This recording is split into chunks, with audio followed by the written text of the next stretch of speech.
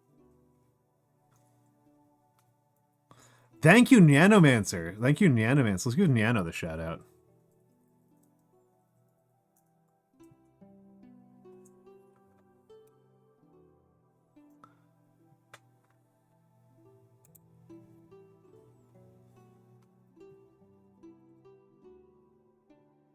Charming, maybe. And then what do I do for demeanor? And what do I do for demeanor? If you want to know what it's like to be with me to work with me as a coworker, it's like this for like 20 hours straight. I am so fucking picky about word choice.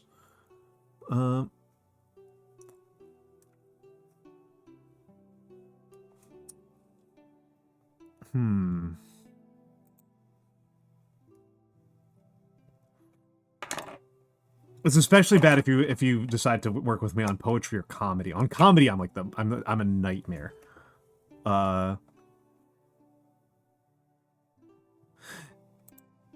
Comely kind of works, but like you said, like people immediately react to that with like sounding like it's a hit on.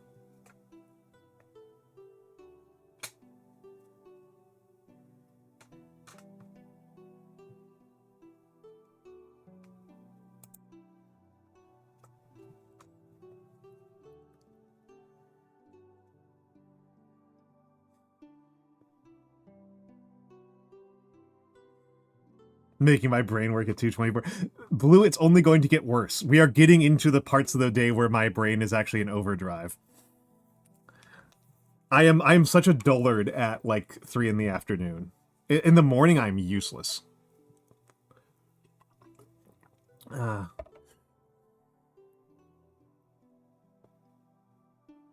okay with a little bit of flirtatiousness, but this might be a little bit over the line. Ooh, is delighting. Because delightful I don't like. Is delighting an actual... Delighting is an option. Delighting is option. Hold on, we can do this. We can do this.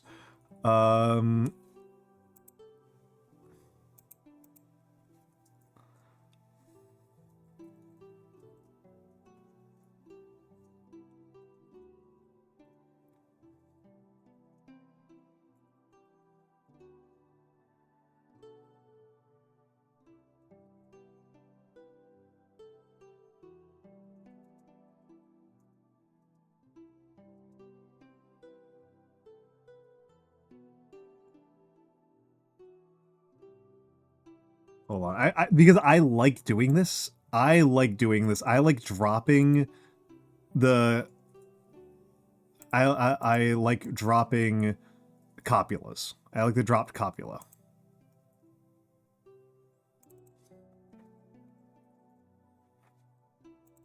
I like dropping copulas. I like dropping conjunctions. I might leave comely in. Your art gorgeous, your style impeccable, your demeanor delighting, your voice comely. There we go. I think we've got it. I just need to test out if this... I just need to space this out. I just need to space this out.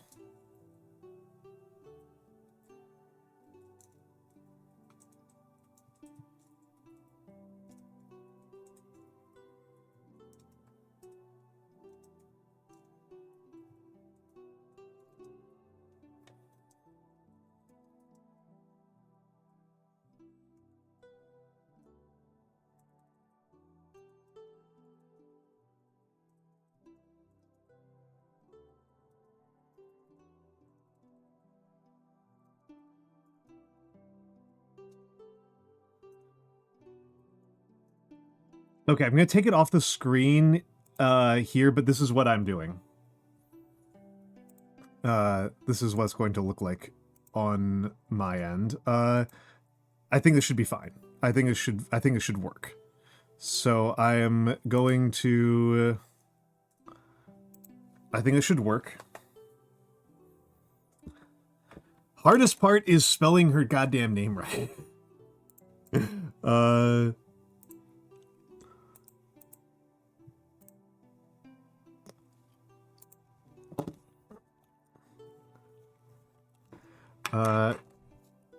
Hardest part is getting her name spelled right.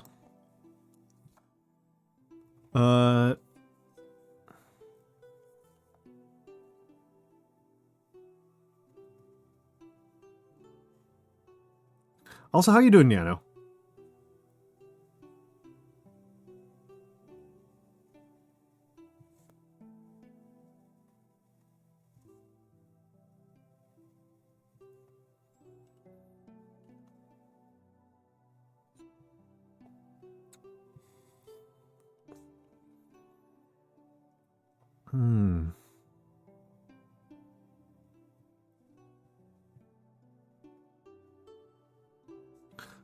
Oh, it just hit me. It just hit me.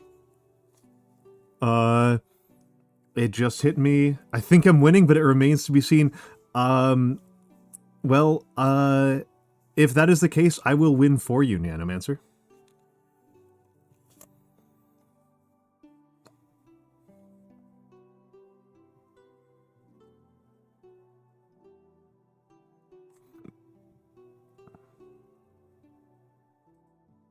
I don't know what that means, but I'll do it.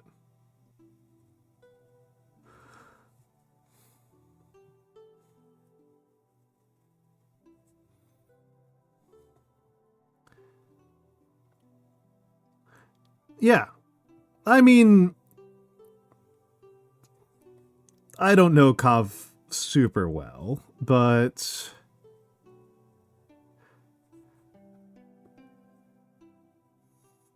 I've worked service sector a significant percentage of my life. I've worked a lot of service jobs.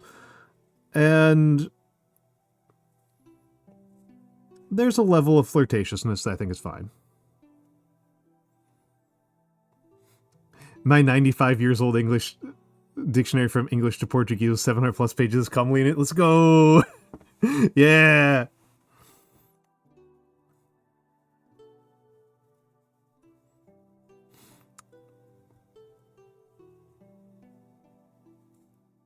I'm going to trust that Miss Kavalliere is a fucking adult.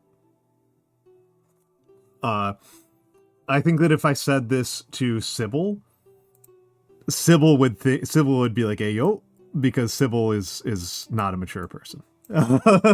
Sybil's not mature.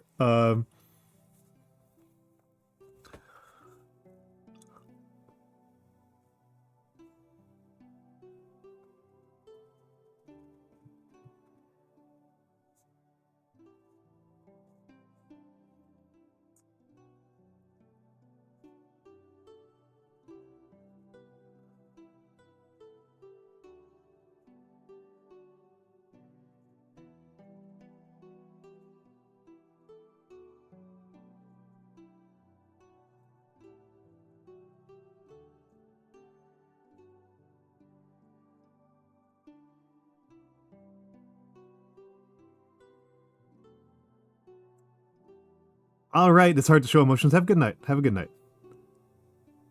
Oh, hello, Eldra. Hello, Eldra. No, I didn't see you because I was locking in. And no, I'm not going to bed. I'm not going to bed. Yeah, it's 2:30 in the morning. It's a great time to be streaming. I'm planning on streaming for another like 3 hours.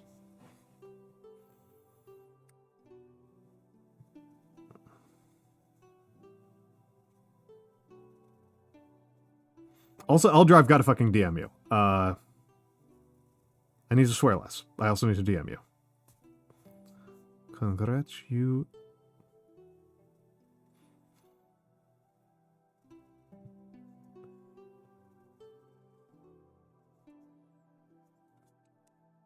Yeah, 2:30 of the day has just started.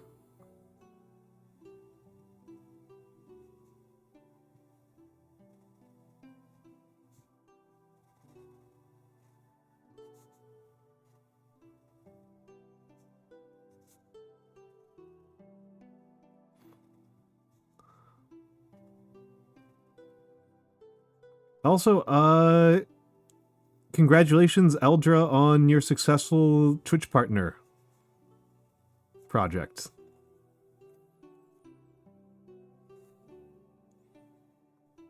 When your great background music, hell yeah. Hell yeah, that's wonderful.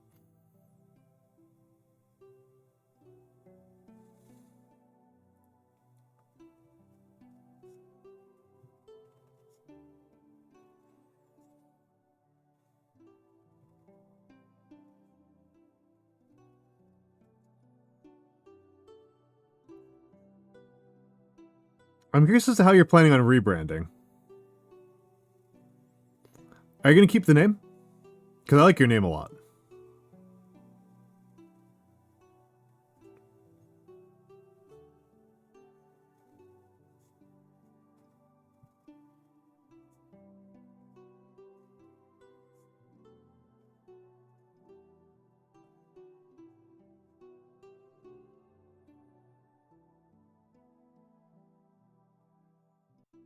Ah, you're on the ref sheet because I want sweaters and glasses. Amazing, amazing. Yeah, yeah. Eldra has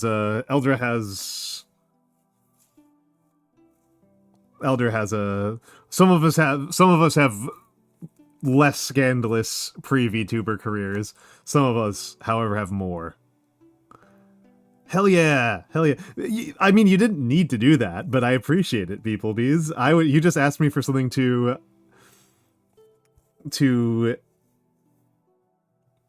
for inspiration for drawing.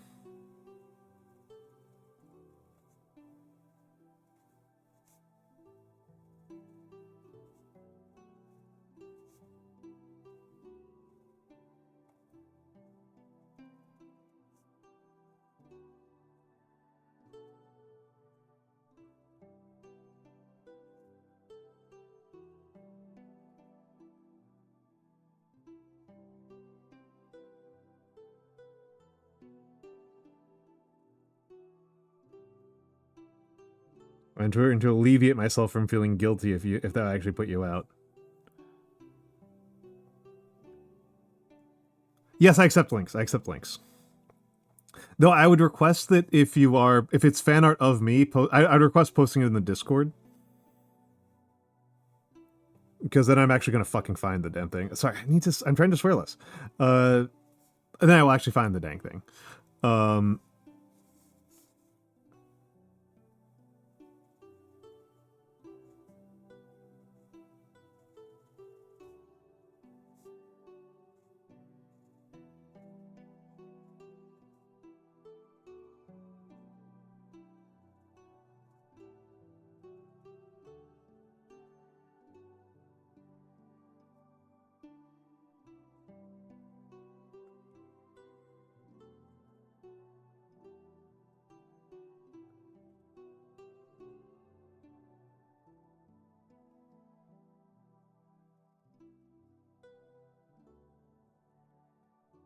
The gosh darn dang.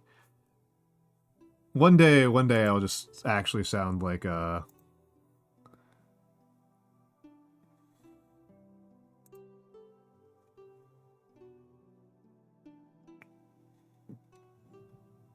Alright, alright. One day I will sound like Hank Hill instead of just having Hank Hill's butt. And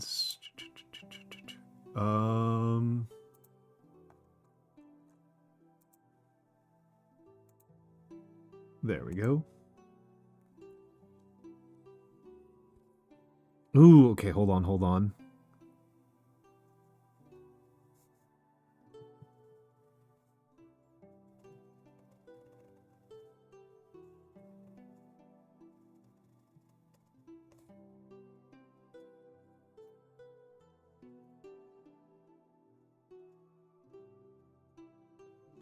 Never quite happy with my ampersands, but I always am excited for the opportunity to get one.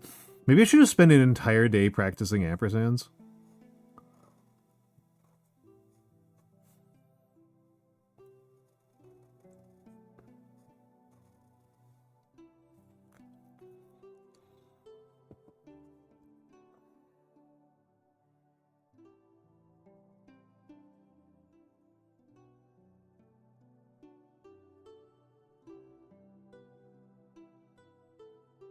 But yeah, Everyone congratulate Eldra on her partner.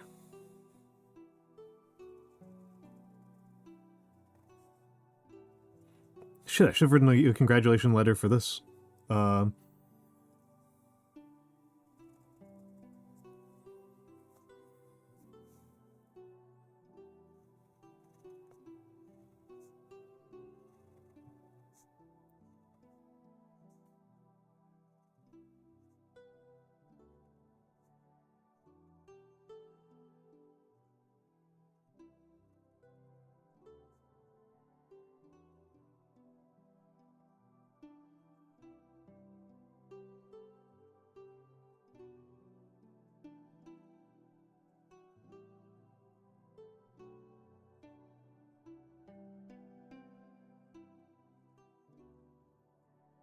Yeah, congrats on partner.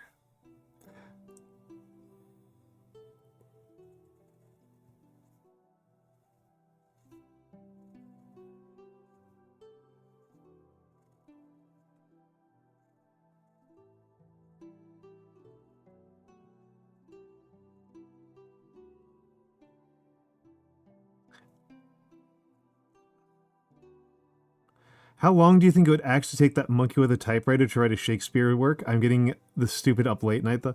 I mean, it depends on I guess it depends on what we're using as our tolerances.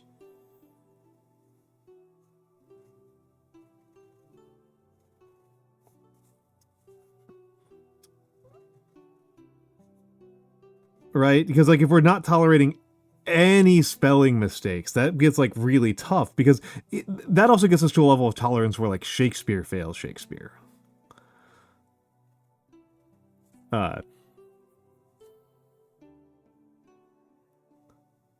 Yes, it's a joke, Eldra. It's a joke. Eldra's boyfriend is Hazmat VT.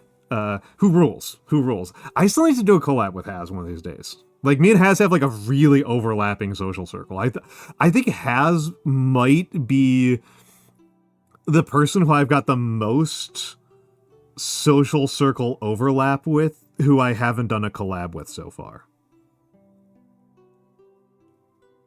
I'm struggling to think of who else would hit that, because like Haz I'll have like 3 layers of overlap with. Because like I collab with Bug all the time. With Bug and Inari all the time. And like I'm friends with you. And I already knew Haz before I knew you or Bug. I knew Haz via Kari.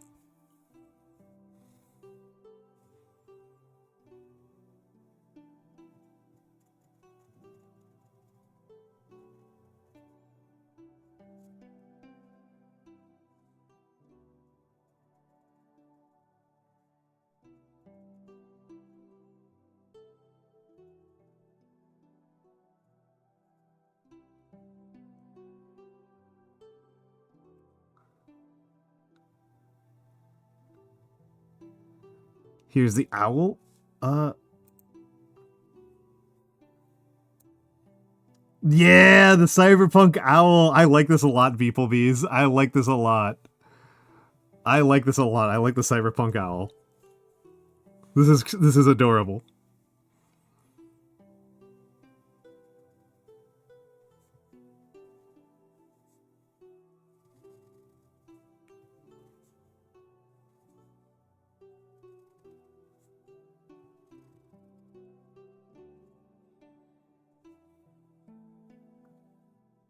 It's so good. It's so good. I love that. That's a VTuber content right there.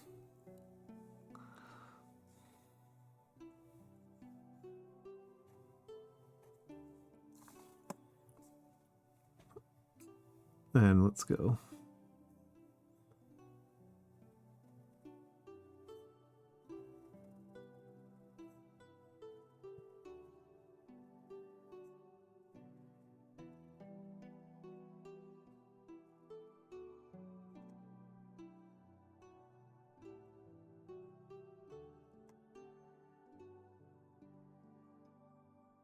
I hope I'm not just too tired and like these drop copulas don't work. Actually, Elder, you can tell me if these drop copulas don't work.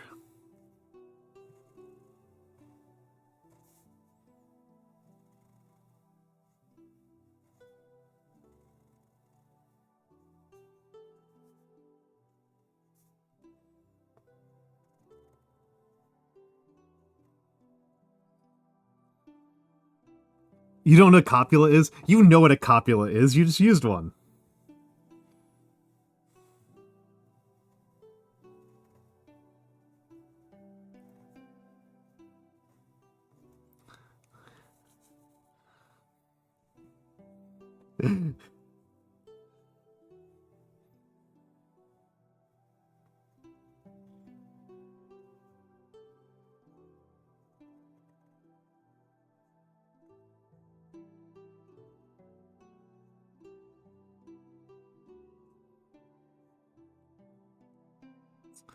Maybe the cricket one, not the drops, not the elements of stealth. Yeah. I hold every viewer hostage and for 10 hours straight about Digimon. I mean, that's awesome. That's like, how many VTubers do I know that like mostly yap about Digimon? I was never a Digimon guy, so I don't know what the heck it is. Yeah, no Strunken White. Yeah. Hmm.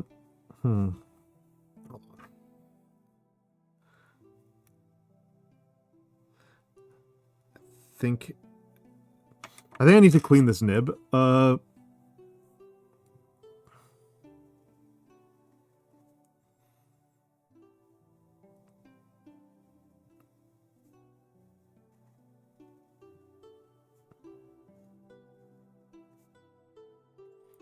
this is a dropped copula. Your art gorgeous instead of your art is gorgeous. I think this works because there's a verb up here. So I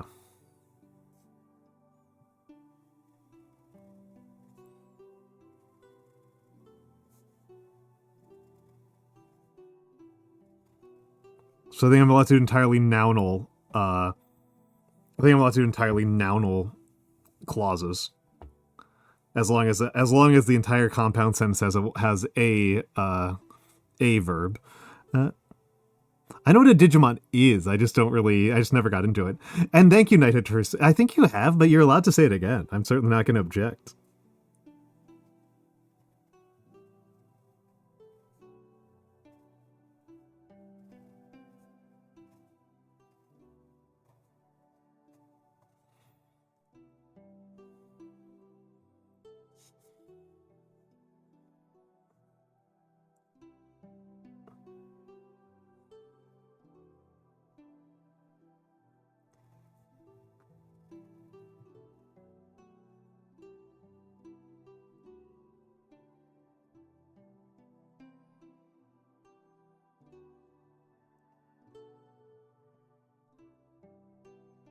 Good model, good taste. Thank you. As ever, the actual responsibility for the model goes to Sensational. Okay.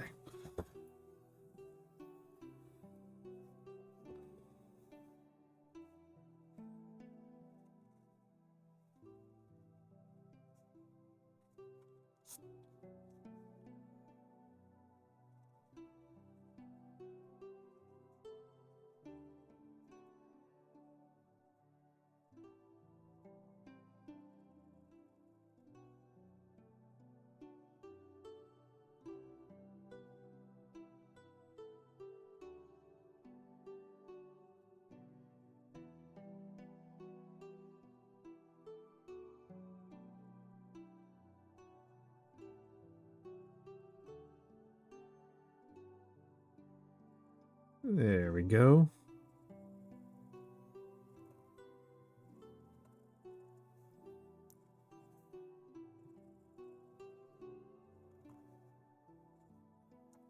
All right, Secret. Hello, Secret. I've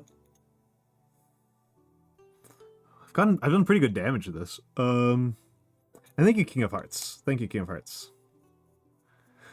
I love working with Sensational.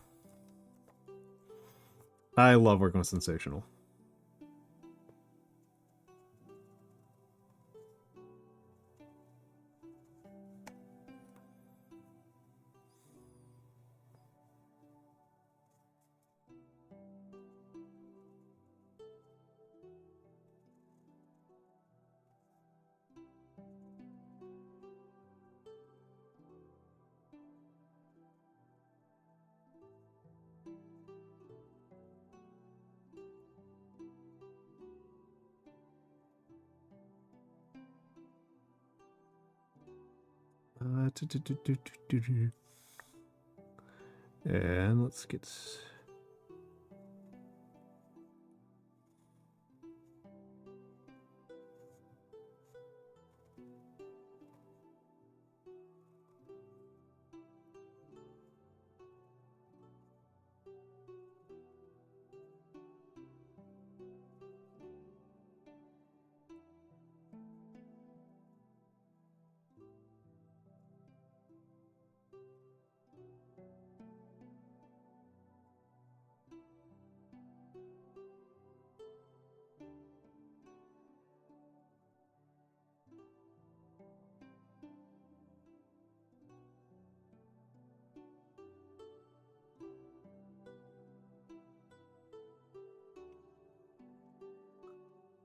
Let's see how we're doing on...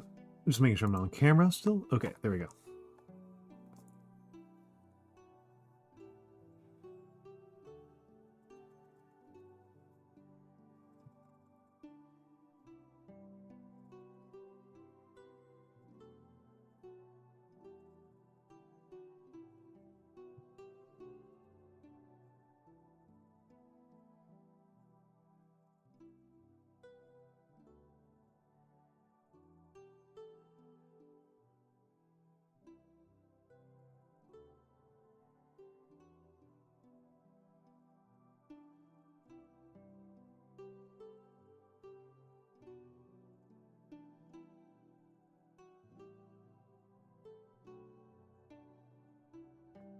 And let's keep going.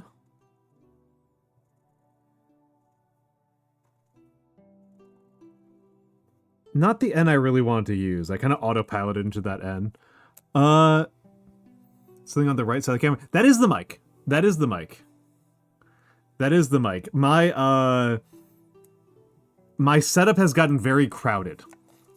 I used to have the microphone. I used to have the camera and the ring light on the same mount point, and the microphone on the opposite side of the desk from the camera. And this caused a lot of problems. So I'm trying out having the ring lights and the camera on separate mount points, and all three of them on the left side of my setup, which causes different problems. But at least they're different. All three of them are between my line of sight and the monitor. It is definitely a thing.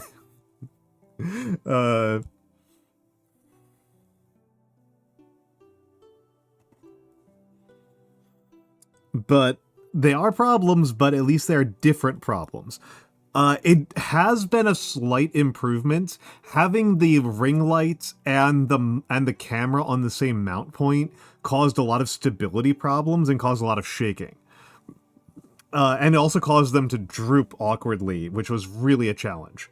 So that's a slight improvement.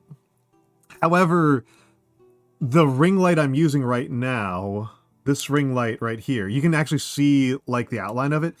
We've gone from a 12-inch ring light to a 4-inch ring light, so the light balance is not nearly as good.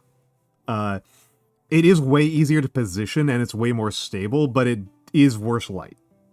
And having it on a separate mount point from the camera is imperfect. I do have ideas for how to improve the camera setup to a level I'm satisfied with, but it's probably a long-term project that's probably going to be hundreds of dollars. I don't think there's something I can do on like a quick budget with what I already have. I might be able to improve the light situation because I do have more mount points that I'm not currently using. And I might be able to just mount one of those with the ring light without the camera, and that might get me somewhere. Oh, I'm small. Apparently that board's secret so much that they had to squish me.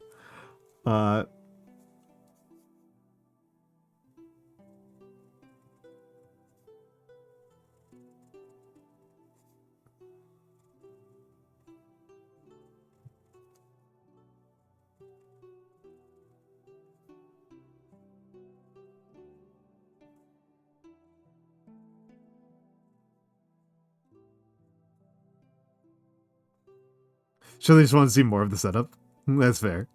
Yeah, but yeah. Currently, my desk setup is very, very crowded. And I've got some things I could do to improve that, but I think that they are going to take some time. And I don't know enough about the biggest thing is like my camera's not very good. That's like my biggest problem is my camera kind of sucks.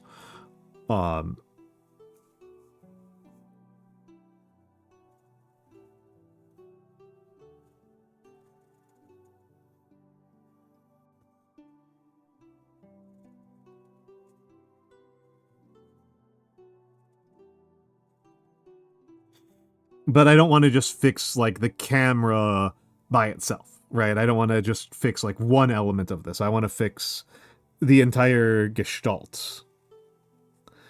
I want to future-proof this because I think a lot of my problems as a VTuber have been the result of trying to fix only the problem that is in front of me.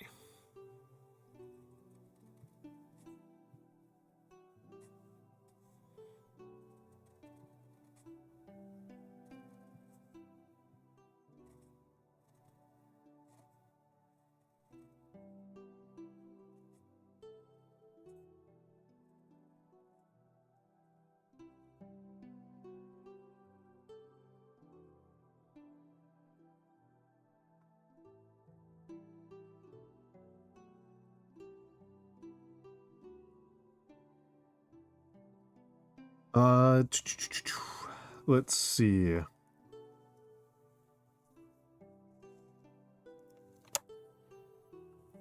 Let's see. I actually have plenty more space here than I thought I would have. So that means I've got another line or two.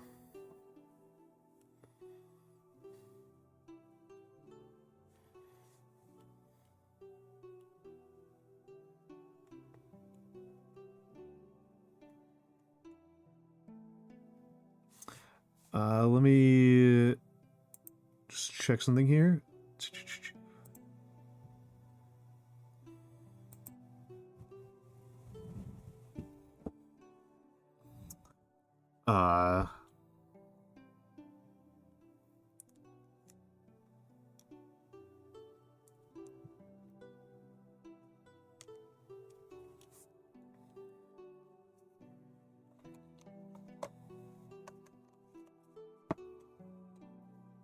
Okay, I've got an idea for how to fill this in a little bit more. Got an idea for how to fill this in a little bit more.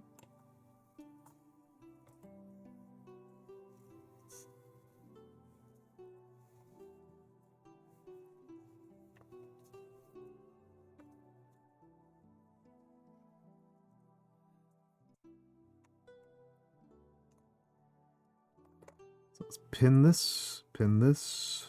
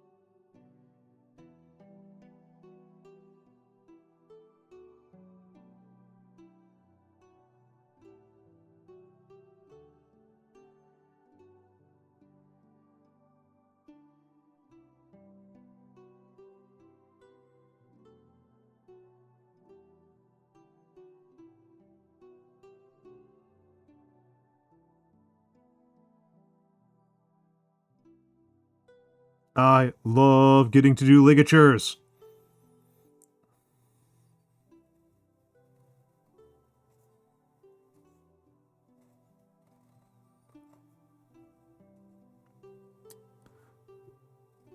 Better N into G than I did before.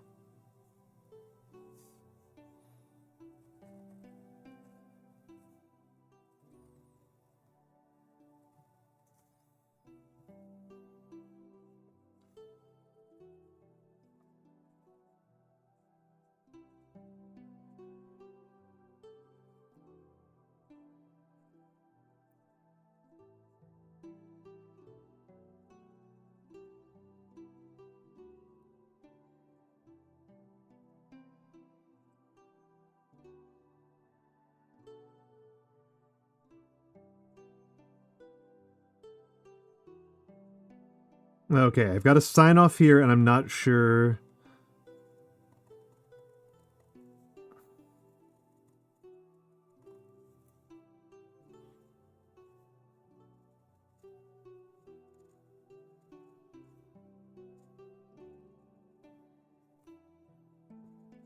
I'm not sure it'll fit.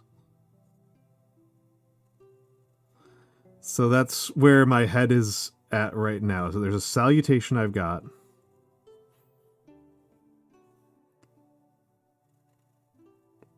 In mind.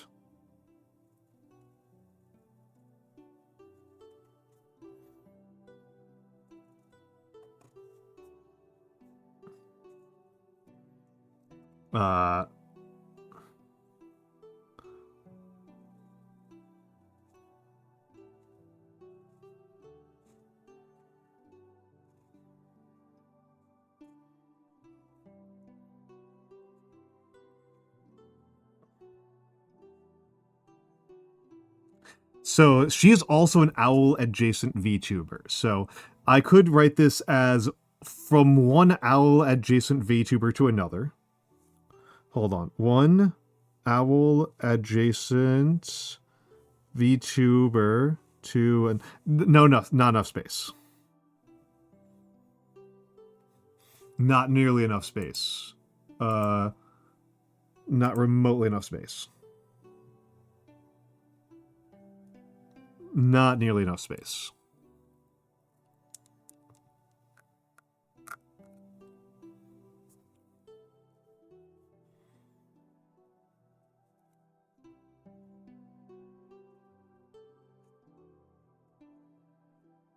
I think if I split it up like this.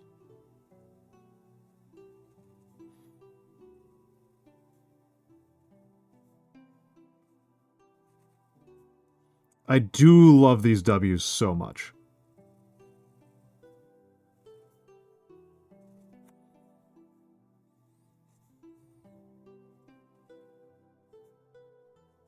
Oh, that's a really good A.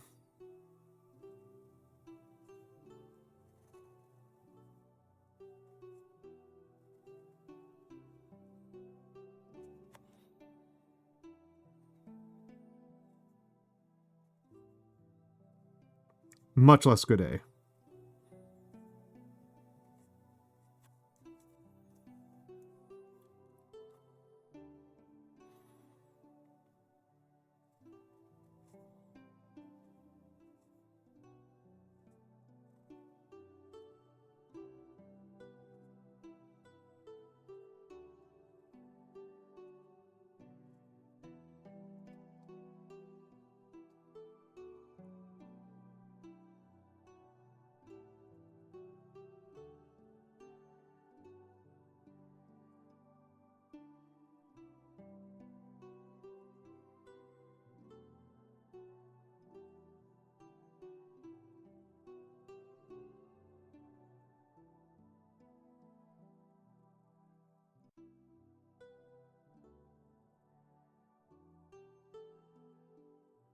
There we go.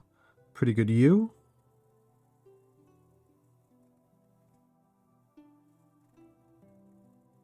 Very good B.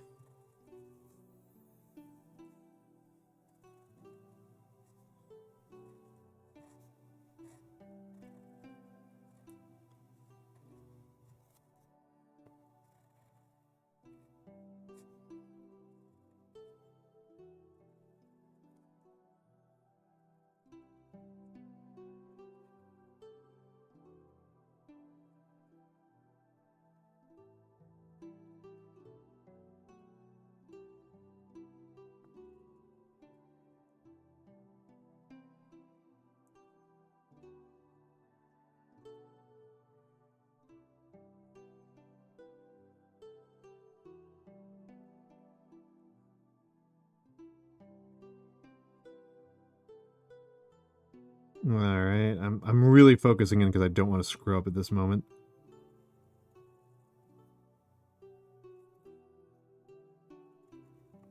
That'll feel very silly.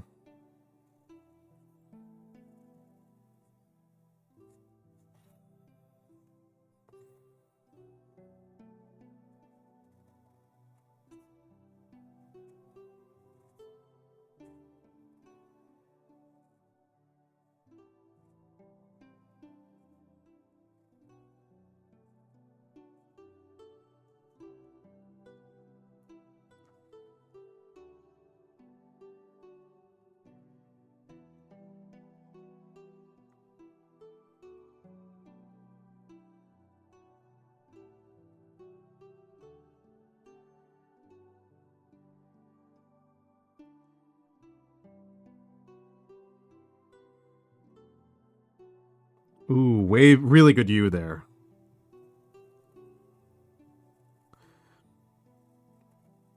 This is the kind of insanity that happens when you get really into an art form.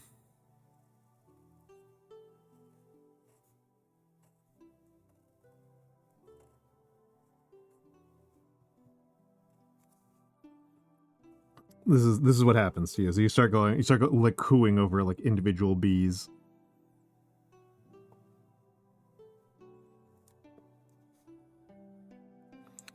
Think about how much space I need for Almantas.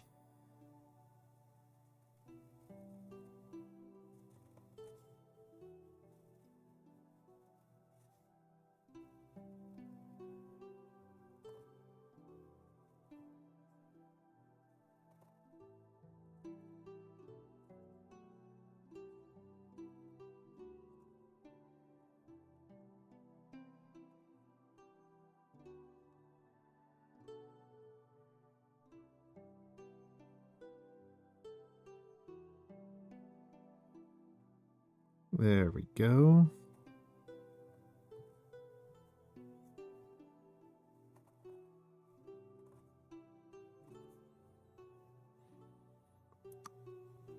Bad sign when I feel like I am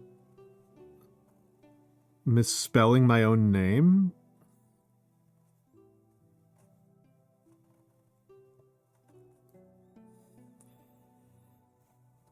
Hello, Grim. Hello, Grim. Hello, Grim. Hold on. Am I still on camera? Did I wander off camera? Yes. I wandered off camera. I wandered off camera. Let's do it. Let's. Woohoo. We got ads in. Oh, 4 minutes. We got 4 minutes. We got time. Happy birthday, Miss Kavalliere. Congratulations on your continued growth and survival. Your streams are lovely. Your art gorgeous. Your style impeccable. Your demeanor delighting. Your voice comely. I look forward to getting to know you better. Owl adjacent VTuber to owl adjacent VTuber. Almantas. Okay. That's pretty good. That's pretty good. Let me just stretch out here. We're going to go into ads now. I'm going to mark that one complete off of my list. Didn't do UGX or Glitch.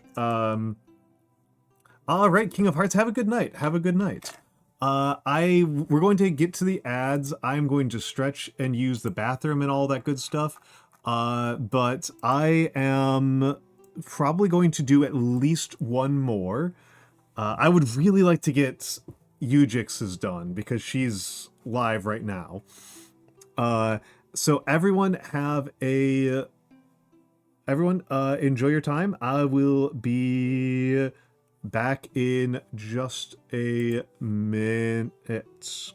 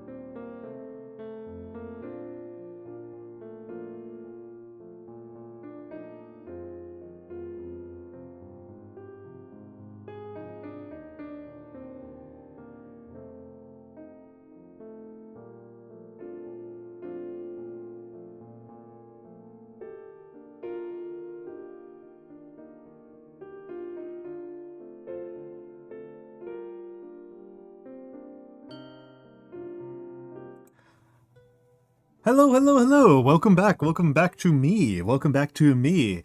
Hello. Thank you for the follow. Pringles can _ store. Hello, hello, hello. Where did I put my clips? I got very disorganized during that break. I got very, very turned around and disorganized. I don't know where my stuff is anymore. Ah, there they are. There they are. Aha, aha. Hello, Hoomter. Good morning. Good morning to the Hoomt. To the Hoomp to the Tur. Good morning to the Hoomter. Who are these emotes from? I don't know this person. I don't know this person. So, let me think about this.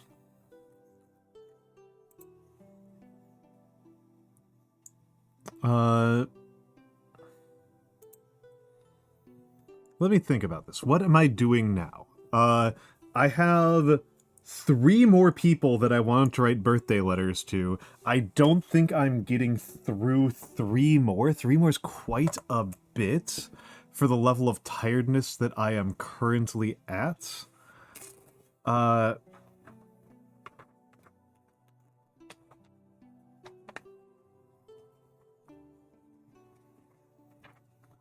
level of tiredness that I'm currently at. And realistically, I should probably be writing like a couple of these a week because there are just so many VTubers I know, and they eventually have birthdays. And if I'm smart, I write these well in advance, right? You know, it is pure foolishness on my part that I am writing them like the same week they have their birthday. You know, if I was smart, I would be writing these weeks and weeks ago. But I'm not, so I'm writing them like the week of.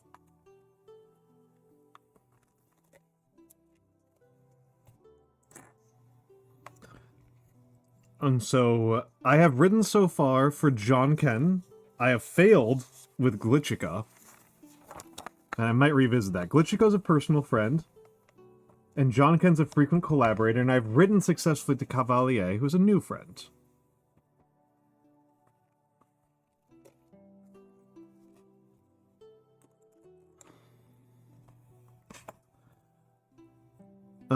Yeah, Bedland does help motivate. This is true. I do operate well under pressure. This is a known Almantas attribute, is that I operate well under pressure. It's a damn shame that I'm so squeamish, because I'd otherwise probably be a pretty good surgeon. Let's play around a little bit with the space. Let's play around a little bit here. See it? Microphone.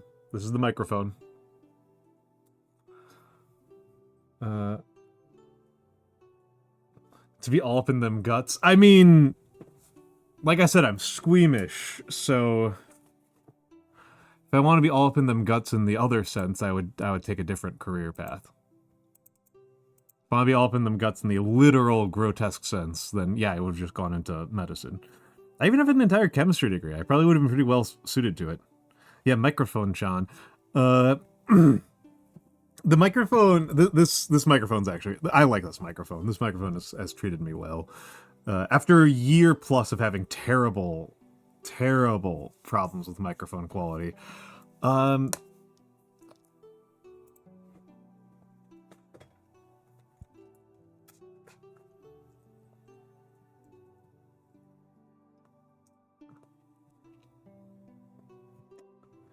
actually, Elder, you might know what to do here.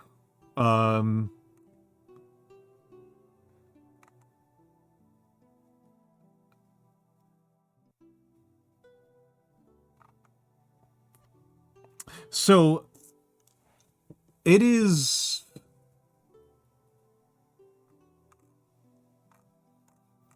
So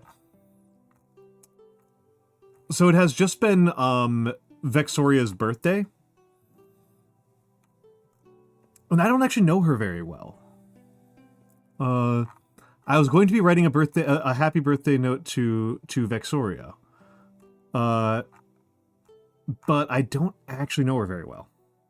Okay, yeah. Okay, maybe I should hold off on this until I do some more research. Not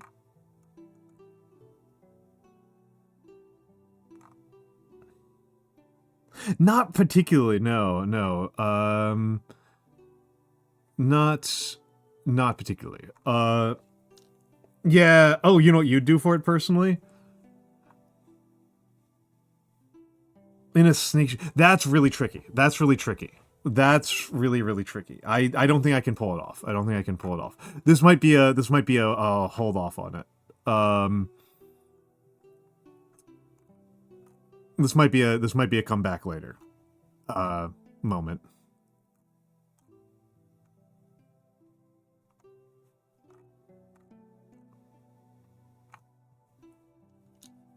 This might be I need to do some more research.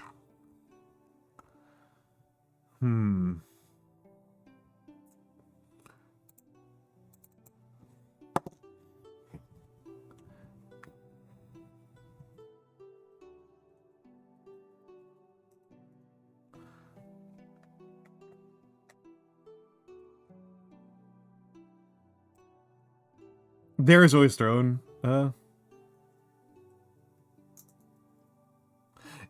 I mean, the point of this is to show off the calligraphy, right? The point of this is to show off the calligraphy. So,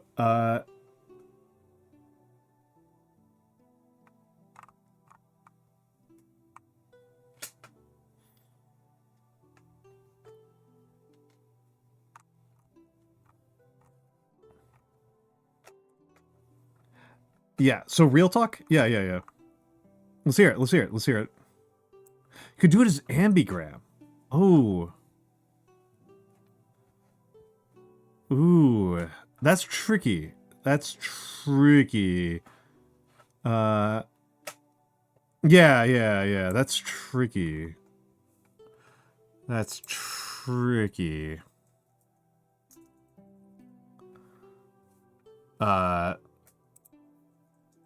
Yeah. Well, I don't know what It's not something I play around with very frequently. I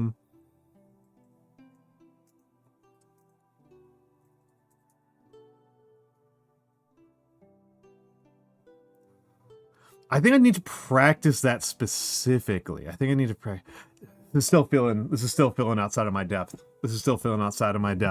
I do have 3 other people I was working on, and Glitchica I know well, and I was working on hers earlier, and Ujix, it's also Ujix is on a subathon right now. I don't think she's on a birthday. I think she's just on a subathon. I think she's just on a subathon. So I might go back to Glitchica. I might redo Glitchica's, because I don't think I've got enough time. Oh no, I know Glitchica. Glitchica's like literally a friend of mine. Glitchica I know like as well as I know you, Eldra. Glitchica's not... Glitchica... I don't at the... I do upstairs. I do in another room. I would have to traipse around a little bit. That said, Eldra, we are doing traditional. We are going traditional. I'm not getting that fancy right now. We are... How many hours in are we? We are 5.5 hours into a stream that has actually been where I've messed up a bunch. So we're going with a traditional one here. Oh, hold up. But yeah, I've got masking tape upstairs. There's something to that. I probably think it would play better with a non... I'm burning through this ink fast, which makes me happy. Because I want to kill this ink bottle. In fact, I'm going to use some more right now. Hello, Ekop. There we go. Ekop. Hello. Welcome in. I hope you are having a lovely... I have no idea what time zone you're in. It is the middle of the night for me.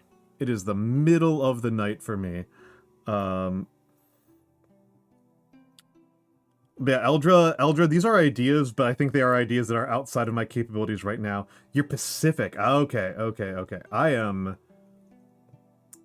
US East, so it is quite late for me.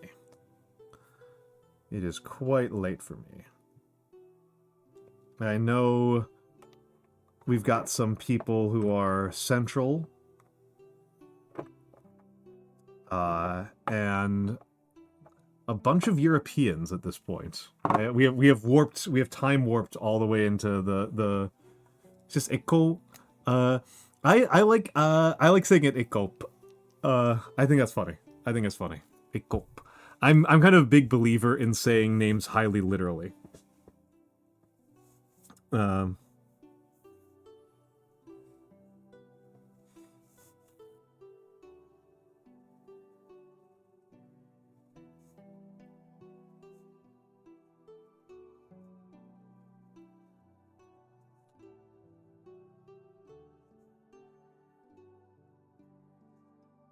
It's 4:30 a.m. to you? Ah, you're from one of the special time zones, the east of East time zones, the forbidden zones.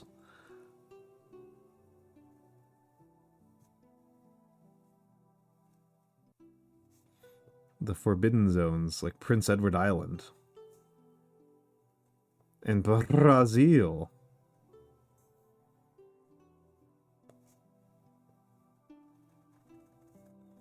Please don't stay up, like, please don't make yourself unhealthy on my account. Like, I know that I'm streaming DGen hours, right? This is just, like, part of the life that I have chosen. I think the Bahamas? Is it? I don't know.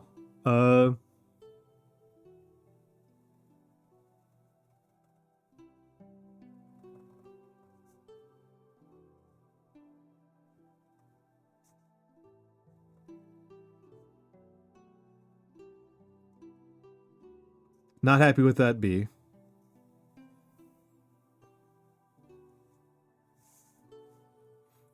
Barely know geography. You the evil zone. Oh, yeah, Brazil? Via Brazil? Like Big Ham? Big Ham's the only Brazilian I actually talk to. Which is kind of crazy. Now that I'm thinking about it, that's kind of crazy that I only actually know like one Brazilian. I regularly talk to like 4 different Quebecois.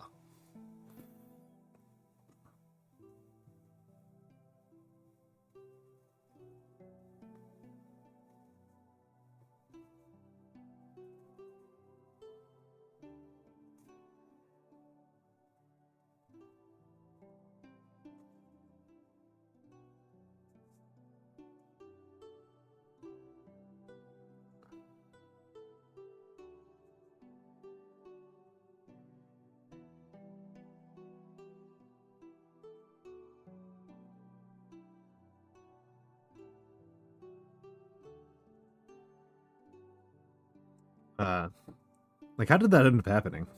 I mean, the answer is that the Quebecois are extremely overrepresented in the VTubing world.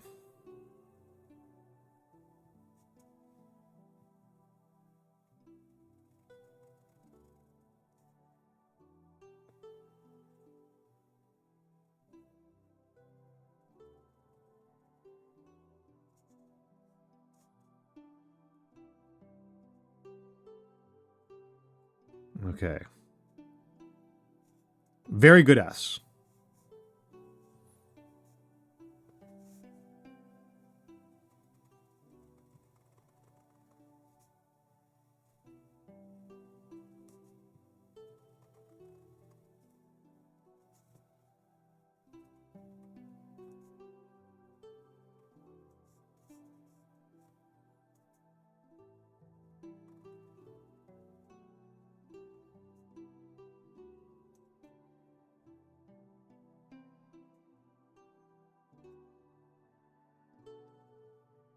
Party time.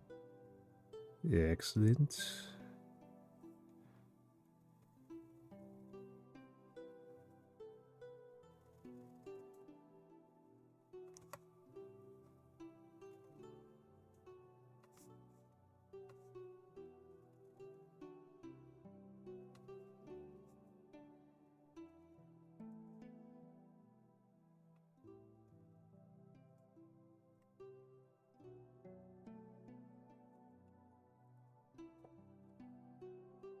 Okay.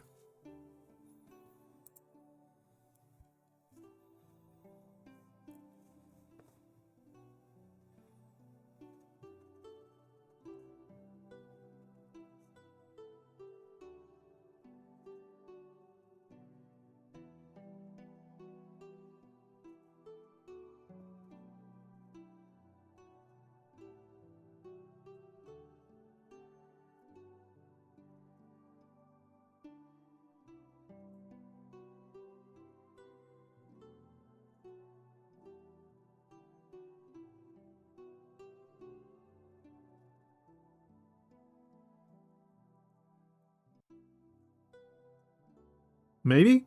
Maybe. Maybe. I do like Wayne's World a lot. One of those movie nights that we really should do is The Decline and Fall of Western Civilization. Wayne's World's director directed like a really interesting documentary series where she followed the music scene in LA and she would make a new documentary every 10 years. And the first one was on the punk scene, and the second one was on the hair metal scene. The third one was on like the post-punk scene. I haven't actually seen the third one. I've only seen the first two, but they're fascinating movies. They're fascinating. And you could see pre-Henry Rollins' Black Flag, which is crazy. Like there's like something that's like feels perverse about like, yeah, it turns out that Black Flag is older than Henry Rollins' existence in the band, not than him as a person. But like they had a singer before Henry Rollins.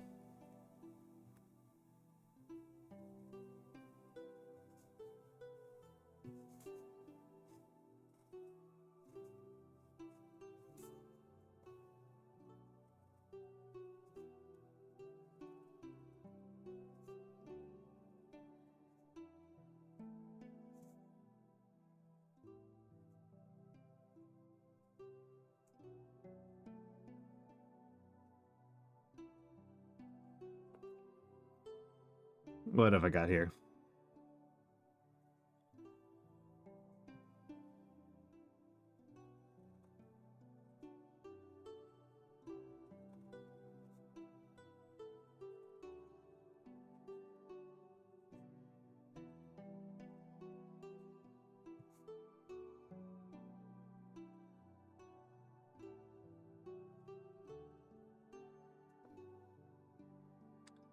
Probably all three. Probably all three.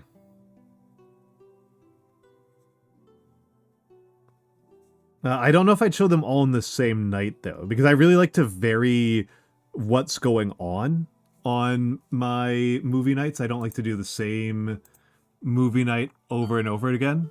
That's not very fun to me. Oh. Ebby Chef, thank you for the follow.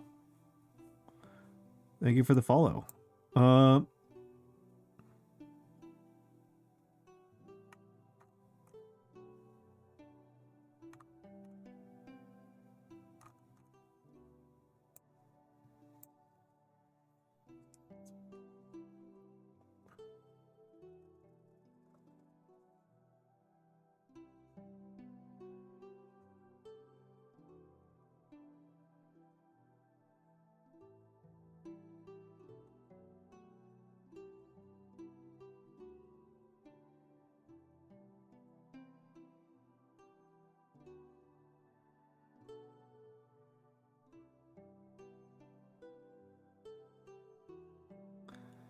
Oh, thank you, Evie Chef. I love my calligraphy. I love working on it. I love streaming it. I love streaming it. I love streaming it. I love what I do. And thank you for appreciating it, I suppose.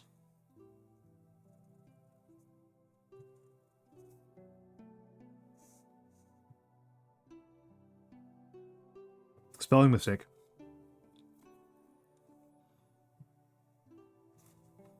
Spelling mistake already. Spelling mistake already. This is cursed. This is cursed. I don't know why writing a birthday message to my good friend Glitchica is cursed. She's hosted movie nights on our server. She's... what is wrong with me? Okay. Brutal.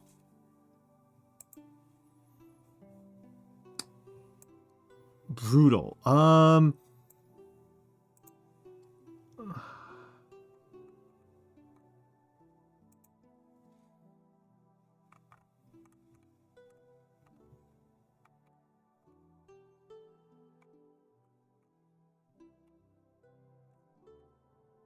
Okay, let me think about that.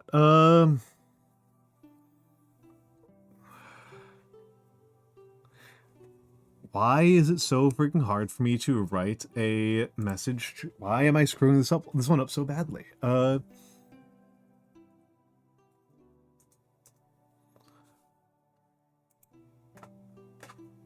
What is going wrong with my brain? I feel like I'm having a stroke here.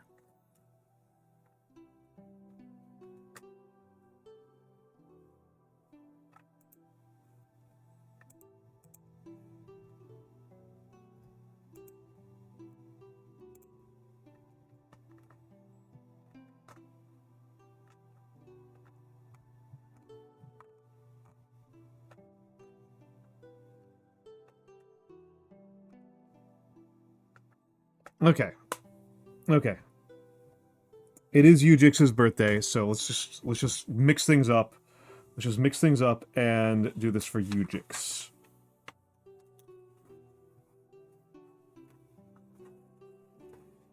All right. Let's just mix things up. And do it for Ujix.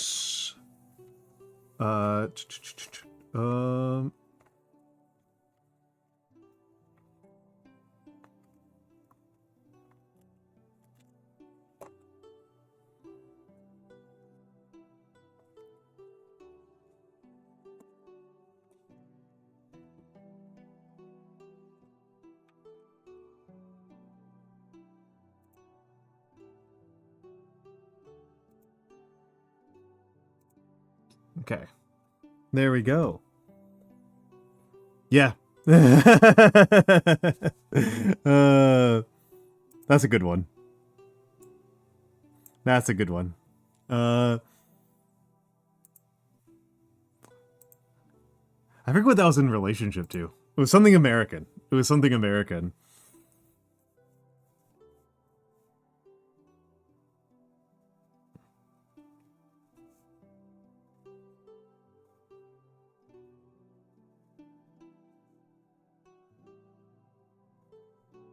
You know what? You know what?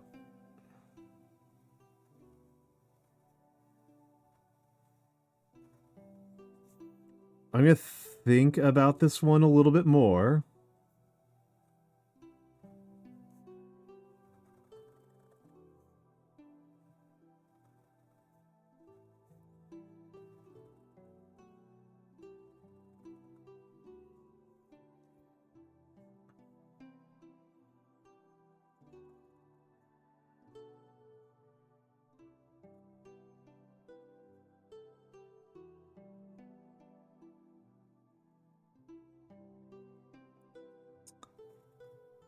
Somebody doing some quick math for me? Would somebody here mind doing a little bit of quick math for me? Well, I'm thinking about something here.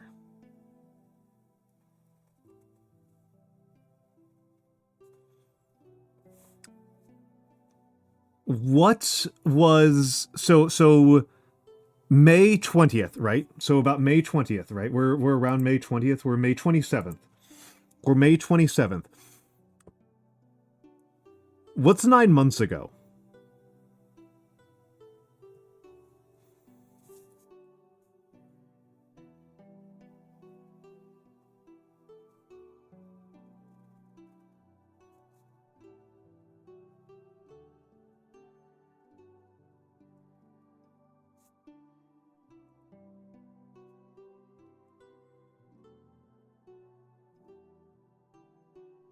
August 27th. What's happening at the end of August?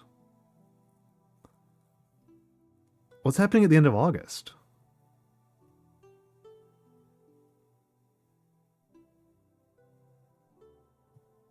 I'm just thinking about like VJ Day, but that doesn't make sense.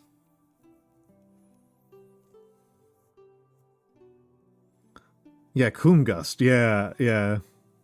Edging to spooky season. Yeah, like what's... Is it when kids go back to school?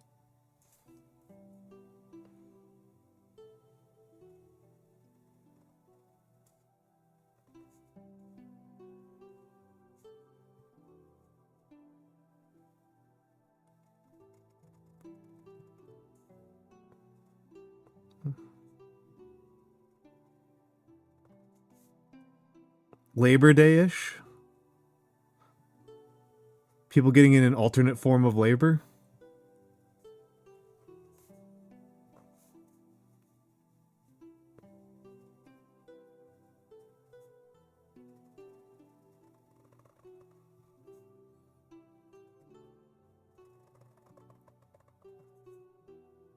Because the spring birthdays feel disproportionate. Okay, I have to double check because UGIX uses a different number of eyes on different social media.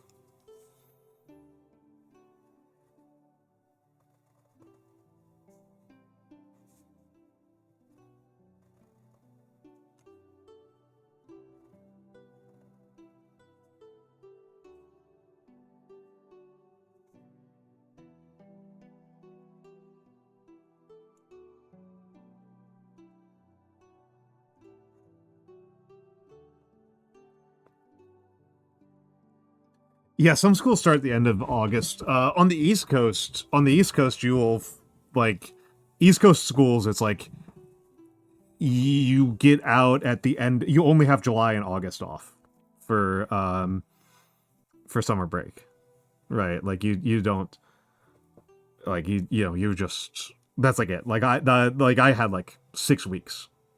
Do I have a toggle on right now? Hello Tayamitsu. Hello Tayamitsu. No. No. I'm just like that. I'm just like that. Somebody could make me short, and you'll see like how much bigger it can be. Win TM, thank you for the follow. He's an egghead, but the egg is a hummingbird egg. Yeah, yeah, yeah.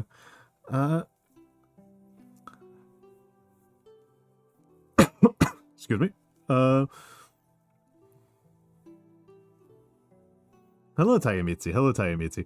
Tayamitsu, actually, hold on. Does anybody here... I'm trying to figure out... I'm feeling really dumb. My brain is, like, falling out of my head now, and I'm trying to remember if UGIX hates being called cute or not.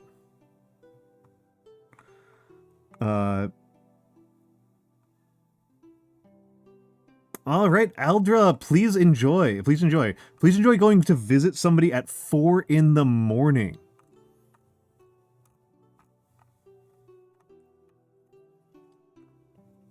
Please enjoy that. That sounds like a not insane thing to do.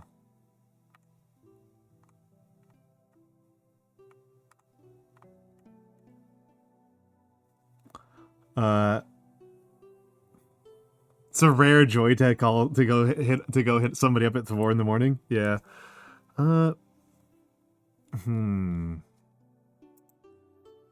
Just looking.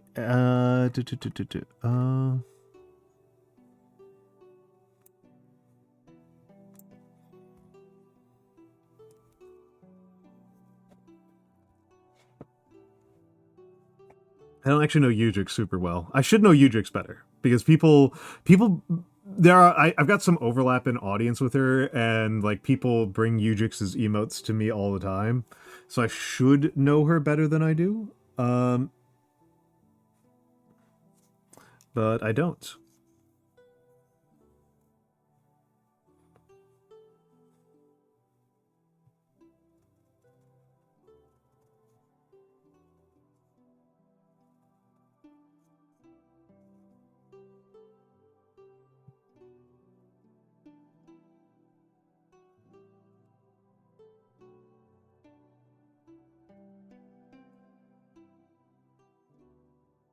This is going to be extremely inarticulate.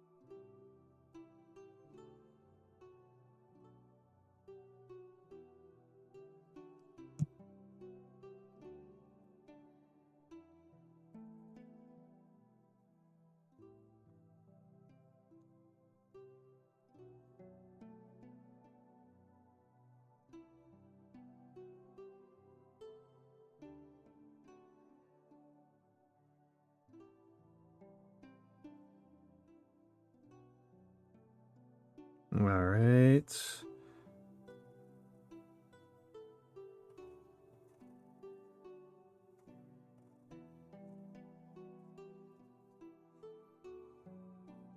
All right.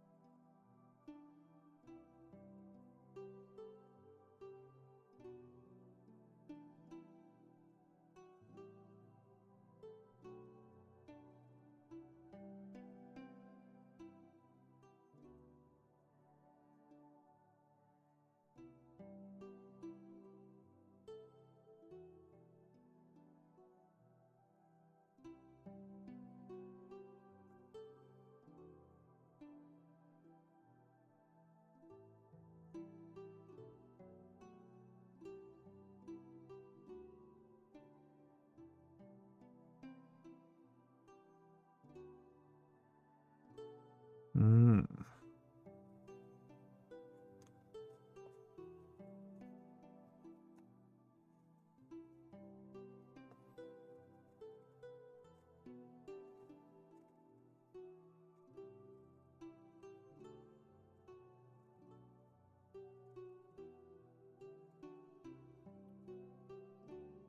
It's a rare joy.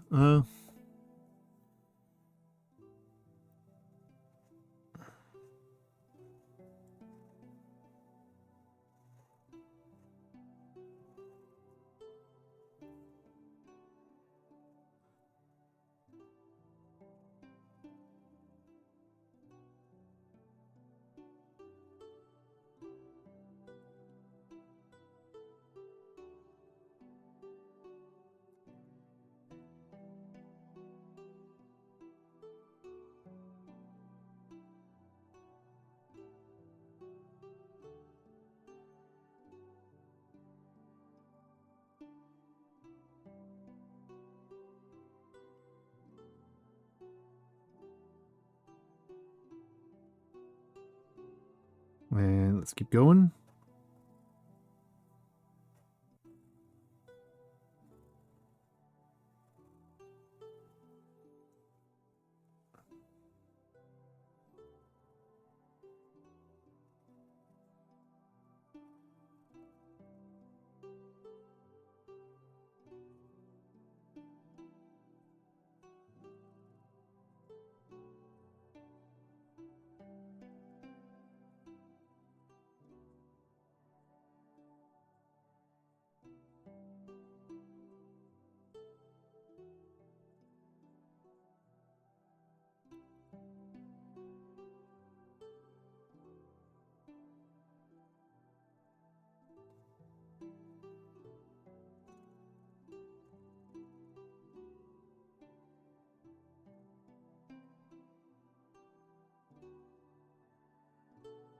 Oh, Grim is going to bed. All right, Grim Glassman, please have a good night. Thank you for being here.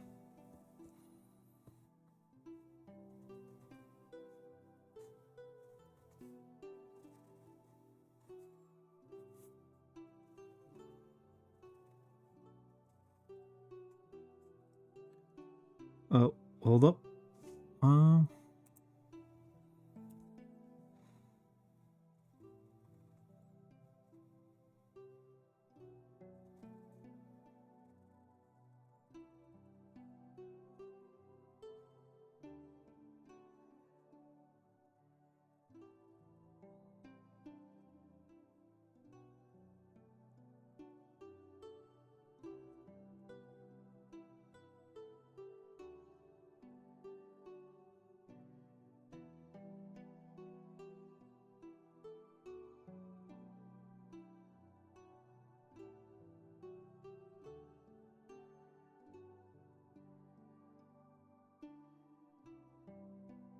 Oh, good A.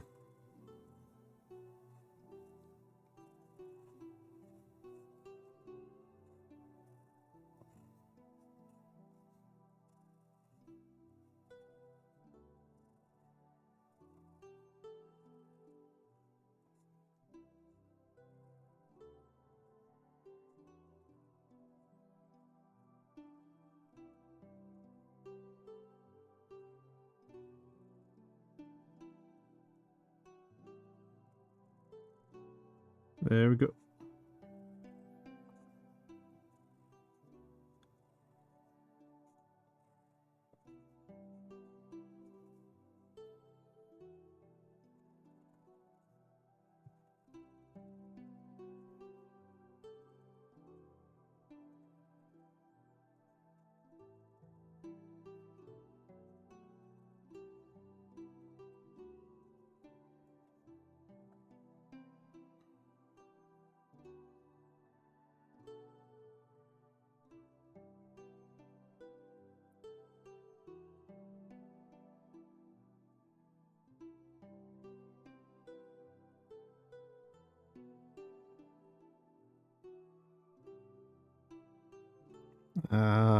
I love writing these S's. I love writing these S's.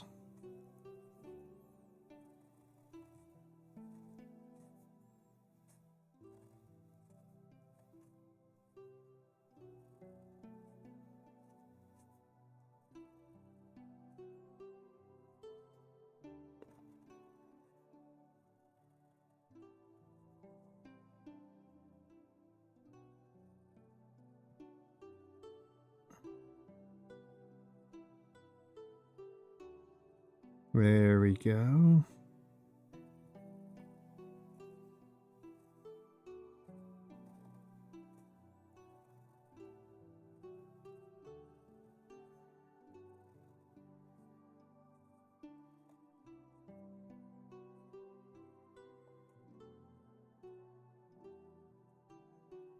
Locked in, locked in.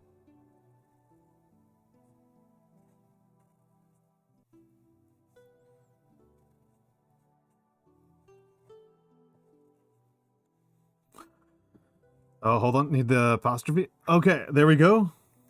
Oh, hello, hello. Rising Moons. Hi, I'm Kathy. Oh, okay, okay. Oh, I see. Cathel Milk. Cathel Milk 247. Hello, hello, hello. A pleasure to meet you, Cathel Milk. So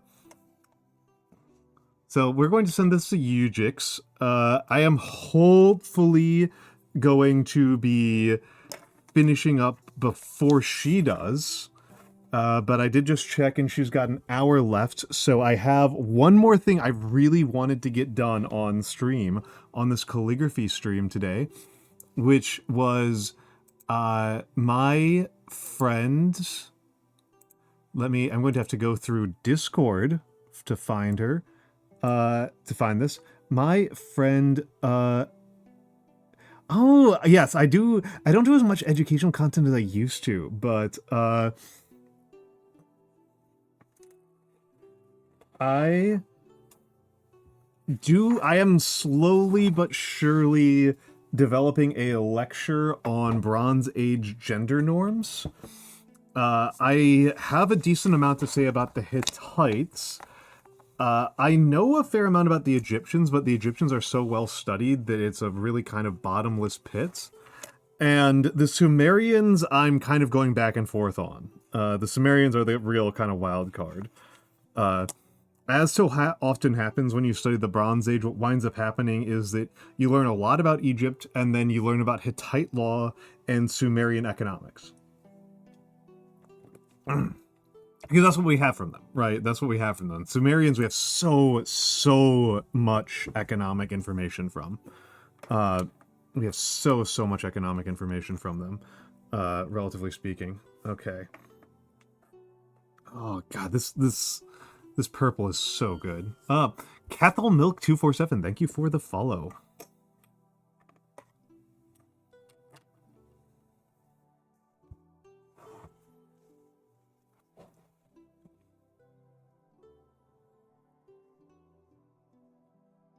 Okay, hold on. This is my friend Mabel, who I am collabing with later this week.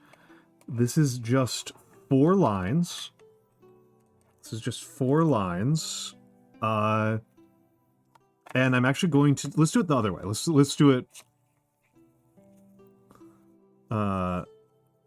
Let's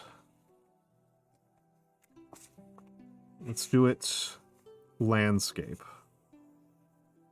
But Mabel and I have a collab series we've done for over a year of puzzle games.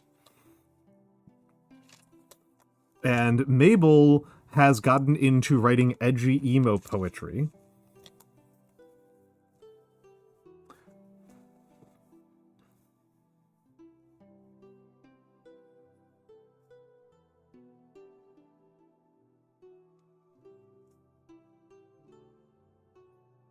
So I'm going to give her some edgy emo poetry.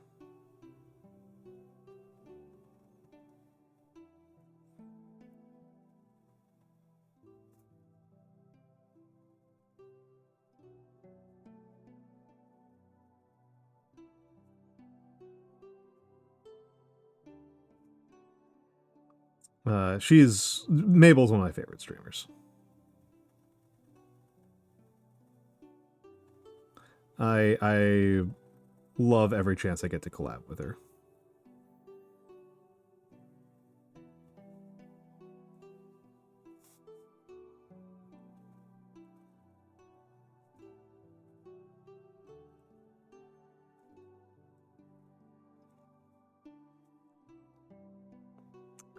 Cathal 247. Well, I was saying Cathal Milk 247, and it's fine. It's fine, Cathal Milk 247. That does not bother me at all. I tend to say usernames pretty literally, a little bit Anchorman-ish of me. And personally, it amuses me. Yours is not anywhere near the biggest mouthful. One of my regulars is X_A_N_A_D_U_.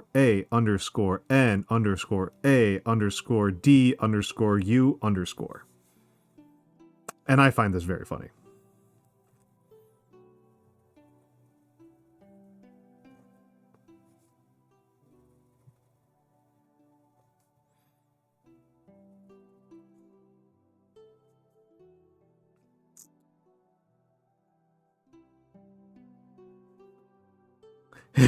This man with the wires. Oh yeah. Hold on. What is it? What is it? Because it's longer than that. It's there's something else after that. Uwu owo snuggy wuggy nya nya. It was Uwu owo snuggy wuggy nya nya. That's his full name. That's his full name. I was like, yeah, I know it's not Uwu owo snuggy wuggy because that's too short. That's too short. Oh. Losing my pen. My pen is getting away from me. Oh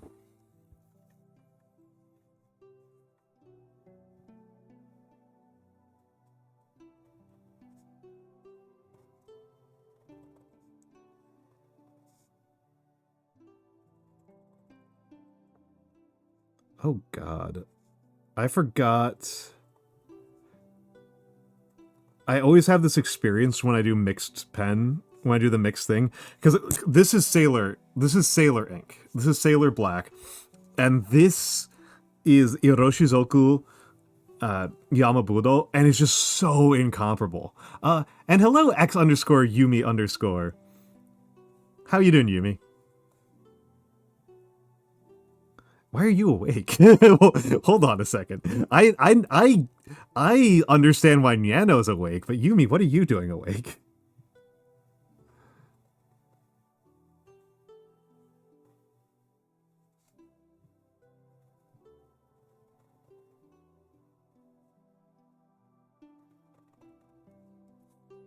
Just got done playing Warframe? Jeezy Pete's.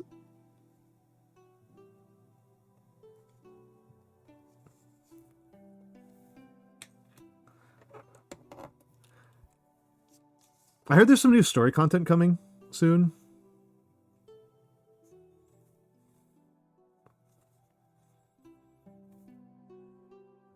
Nobody is done playing Warframe. Hello, Kango. I mean, you're done whenever you stop playing.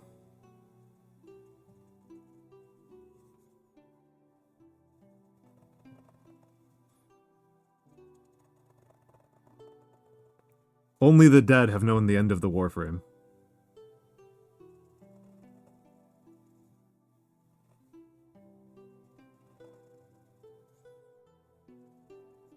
That's it. Like I'm currently for the night. That's it. I mean, I haven't played Warframe in a couple weeks.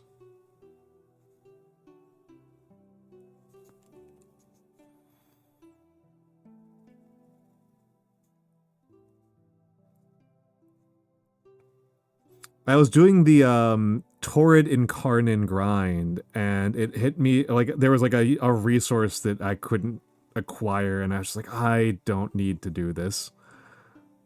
How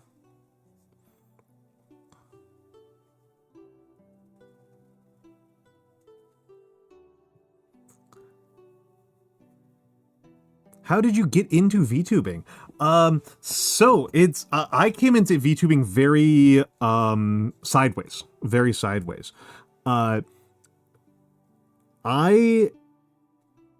used to be a professor, right? And I don't think this will really surprise people too much. My main internet content is very political. And a few years ago, I got a very bad case of COVID.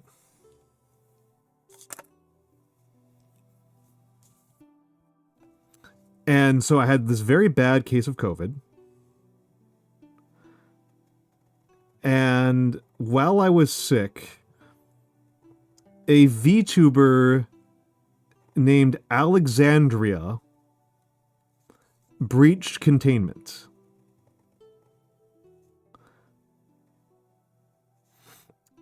Specifically, Alexandria's content is that she plays Valorant and she folds lesbians extremely hard. She completely collapses lesbians. It's very funny. And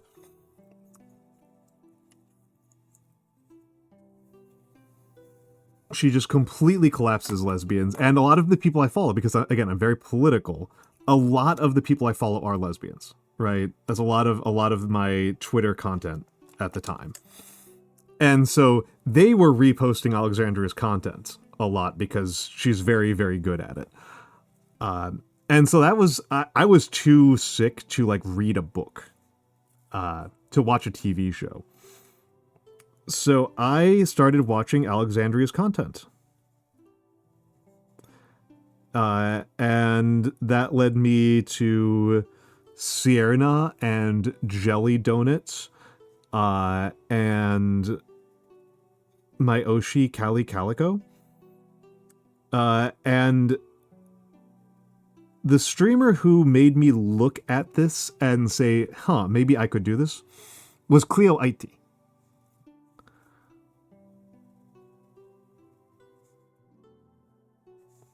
Somehow I got to Cleo from that. And I was watching Cleo, and that made me think that this was something that I could really enjoy doing. And something of an irony, I'm actually very dissimilar. I thought I was a more similar person to Cleo before I started actually performing. Because Cleo is also a professor. She was a history professor, and much more recently than I was a sociology professor.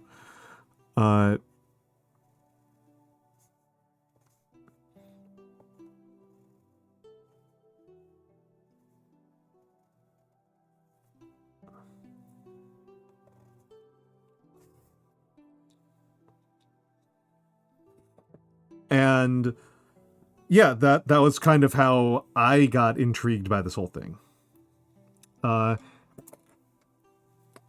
We are going to go into ads. I'm going to hit the ads, and then I will be back in a few minutes. Enjoy the fan art. I run a fan art gallery while I run the commercials, so enjoy those. I'm going to stretch. This time I'll try to make sure there's actually a short ad break. I often run over, but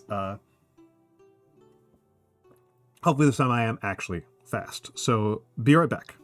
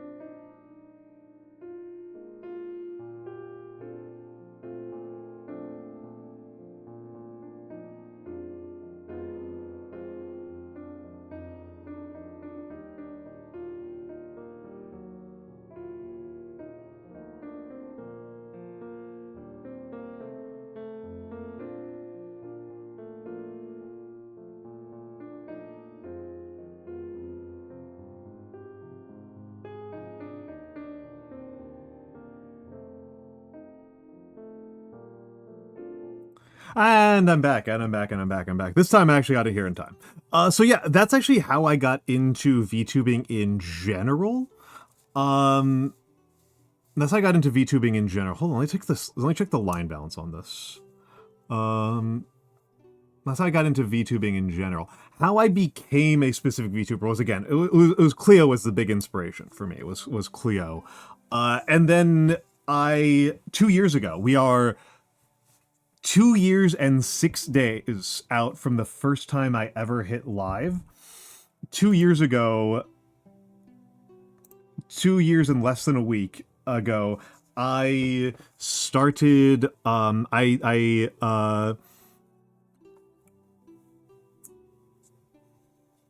started streaming, and I spent most of the first year very experimental. I still consider myself pretty experimental, but I have hit on more things that I feel comfortable and competent with.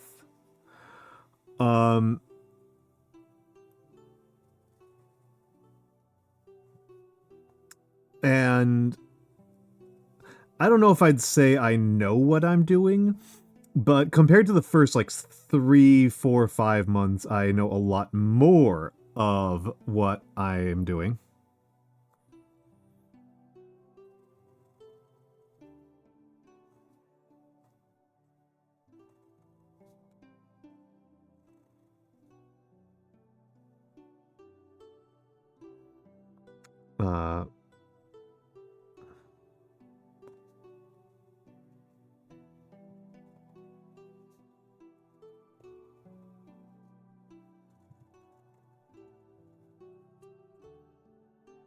And I didn't have like when I first started, I didn't have anything, right? Like, I didn't have a brand. I didn't have an aesthetic. I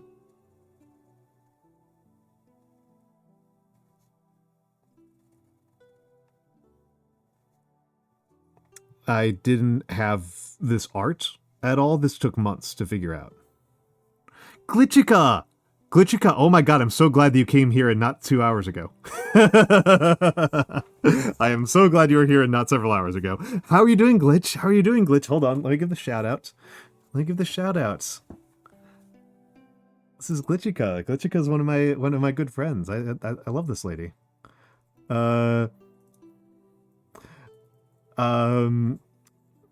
Because I was fucking up and embarrassing myself. I was fucking up and embarrassing myself is why. I was fucking up and embarrassing myself very badly. I need okay, hold on. I'm not really doing ASMR right now. I'm not really doing but I can lean into it. Glitchica, thank you for being such a good friend. You've really been very charitable and kind and enlightening. And it's been just really good to get to know you. The answer is that I made spelling mistakes. That's what happened. No, stop. What do you mean, stop?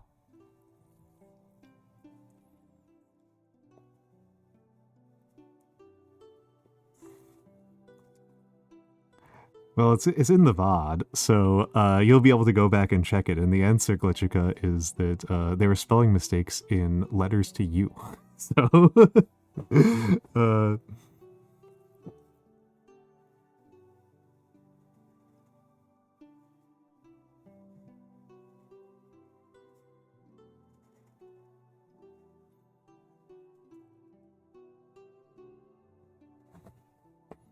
yeah.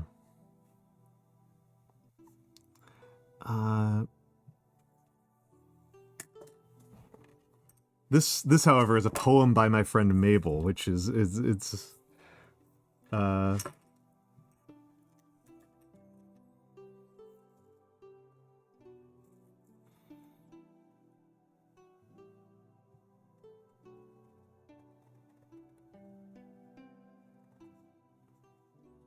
She's gotten into it. She's gotten into writing emo poetry.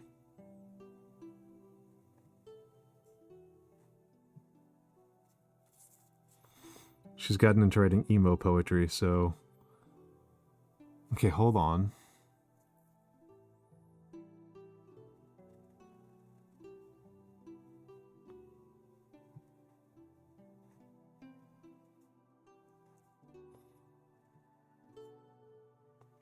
There we go. We're getting old school here. And yeah, Glitchica. It's because, Glitchica. Do you want to know why? Do you know why I was writing you a letter?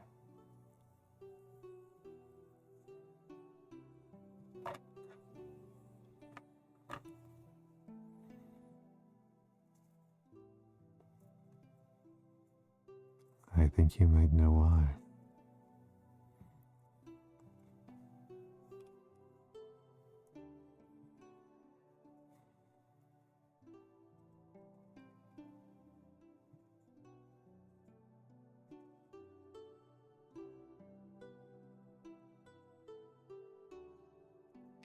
It's because it's your birthday. Happy birthday to you. Happy birthday to you. Happy birthday, dear Glitchica. Happy birthday to you.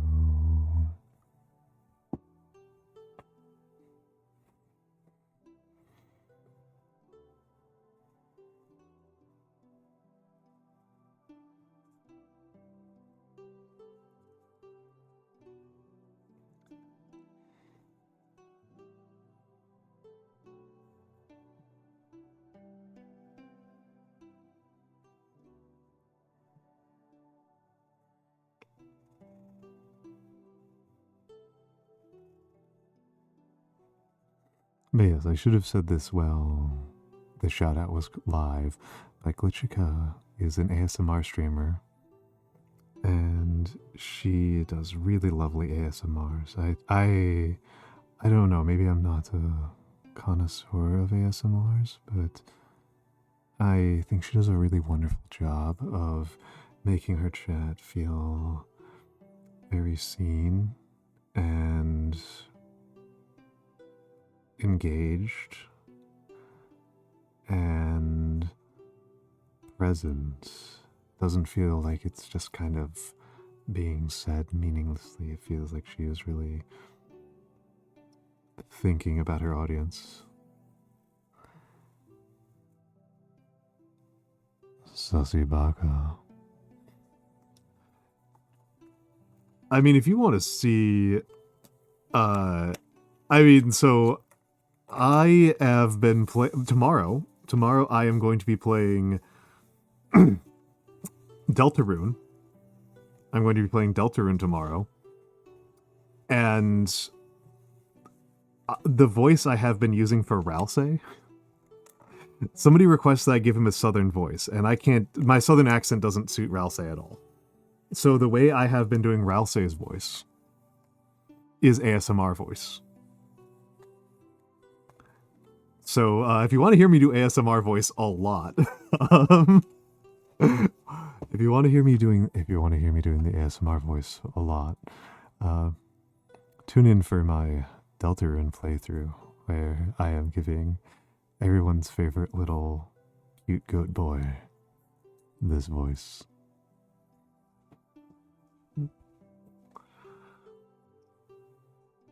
I mean, to be honest, Glitchica, the fact that you are enjoying this is honestly I take that as a very strong compliment. You are my resident expert in ASMR issues, and I think you do a really lovely job. And I'm myself not very confident in my ASMR capabilities. It's a little outside of my usual wheelhouse, and simply put, just I'm a little bit unsure of myself, and it's very flattering, and it's very reassuring that you of all people think that I should be doing more of it.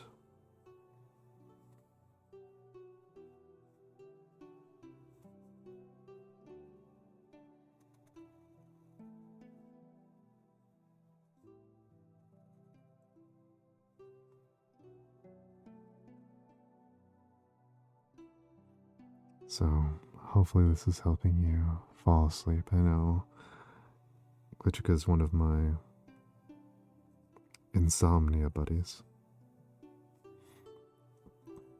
I am one of those people who's always had insomnia.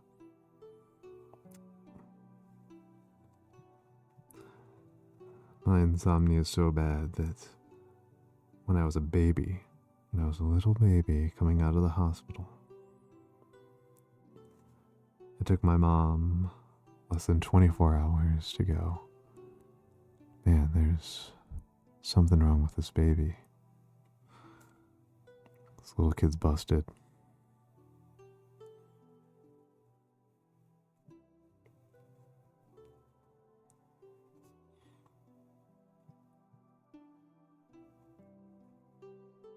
Came out all messed up.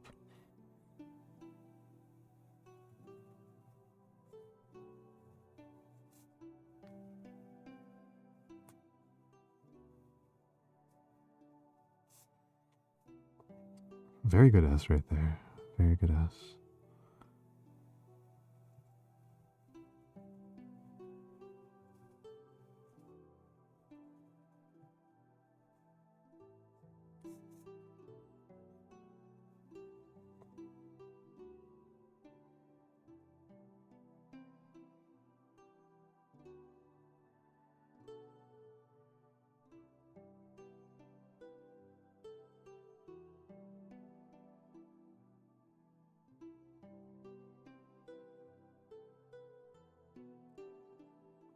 We actually haven't. Me and Glitch have been friends for a while, but we haven't done a collab.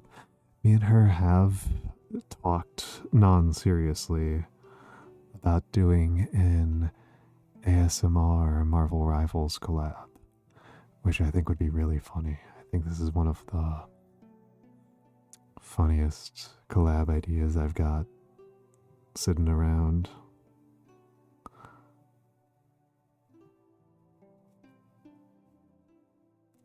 I think it's deeply funny. I haven't forgotten about it because it's such a funny idea.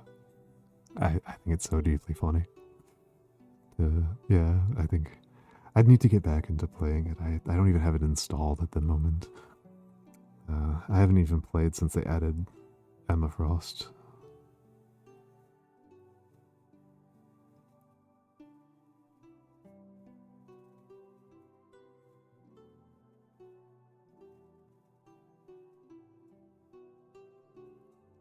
I meant to do Aching in Purple.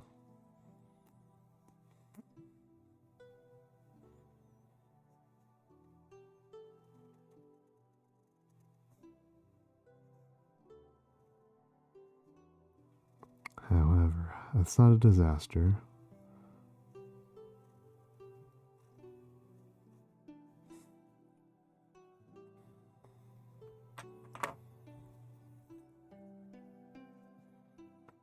That's a disaster. That's a disaster. I'm going to start over. That's a disaster. My goodness. My goodness. Let's fold that up.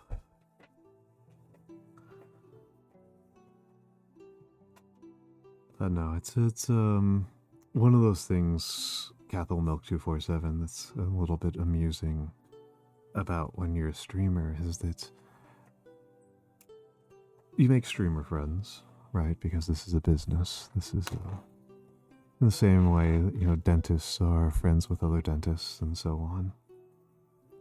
And some of these friends are friends that you work with very frequently, and some of them don't really work with very frequently at all. And you know, I was on a collab earlier today with you know, John Ken Palm, who I collab with frequently. But there's some streamers who I'm friends with who, you know, I've never done a collab with. I've never done a collab with Glitch. Never done a collab with Kara. I've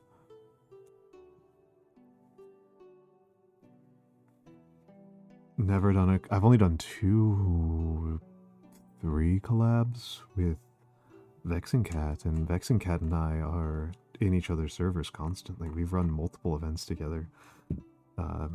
Multiple offline events. I guess Glitch doesn't count as a collab when you hosted a movie night on my server. Does that count as a collab? I don't think it does. I don't think most people would count that as a collab. Let's adjust this a little bit. No, I don't think that counts. I don't think that counts. I don't think that counts.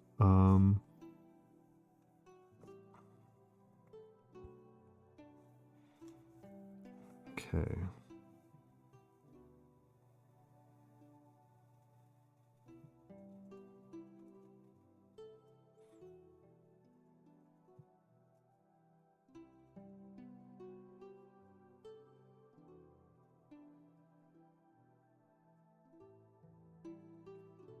We're probably going to off collab before we do a regular collab at the rate that we're going.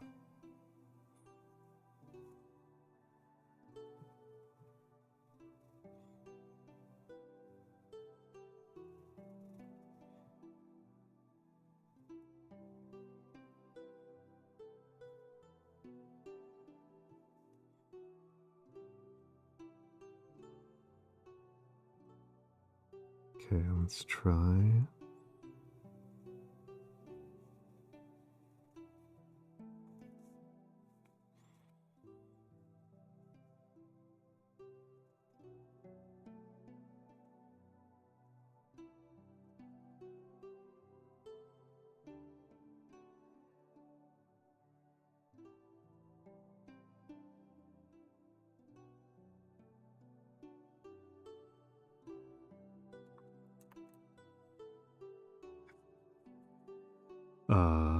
Let's try to get this completed. But yeah, I've only done one full ASMR stream.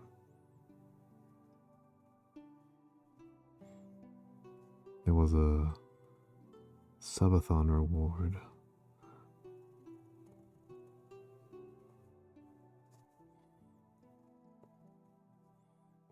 And I found it kind of challenging.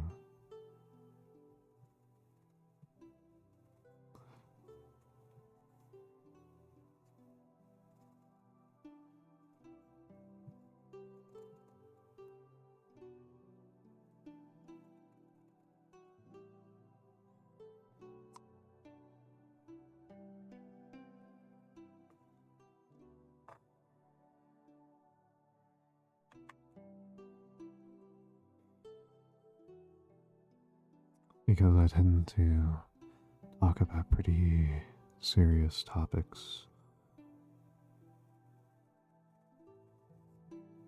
And something felt wrong to me about doing ASMR voice and talking about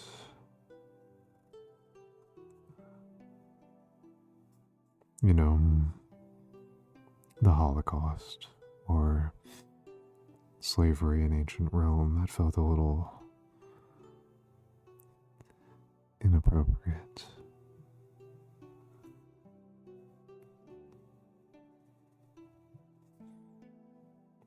I had to watch what I was saying a lot more carefully than I normally do.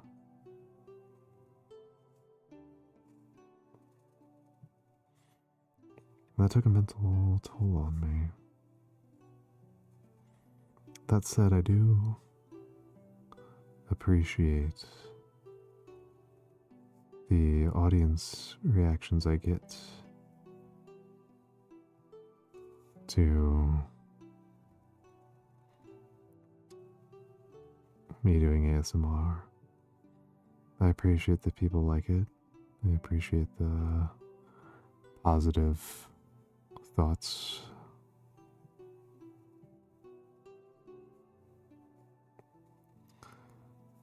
I appreciate the small number of people who completely fold when I do it.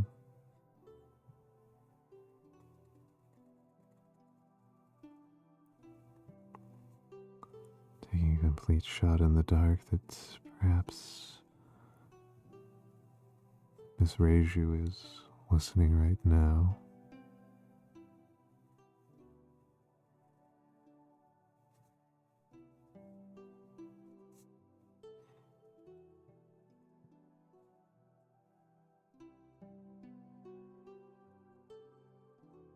Yes, there's power.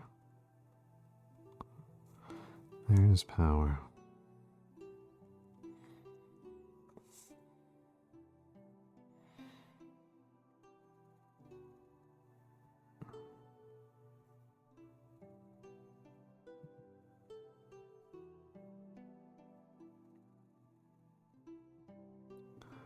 Something feels very delectable about watching the way that people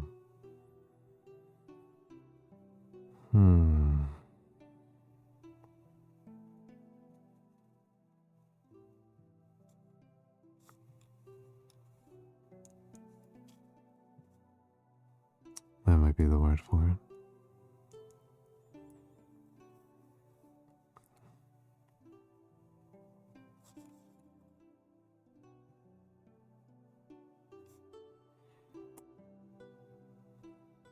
Beg might be the word for it.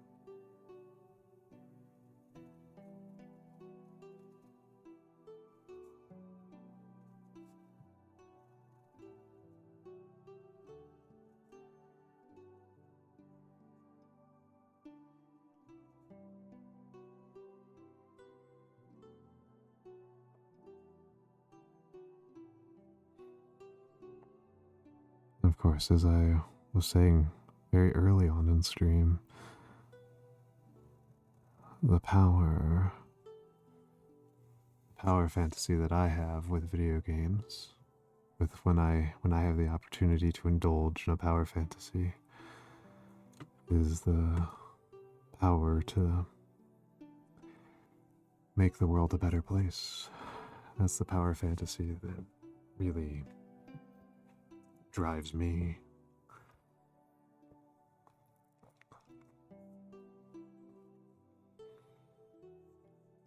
It really intoxicates me.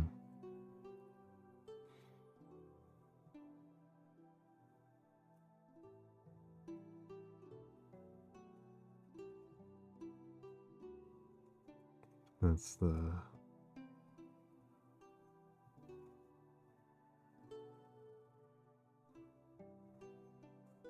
what I really want. Is to be able to make people's lives better.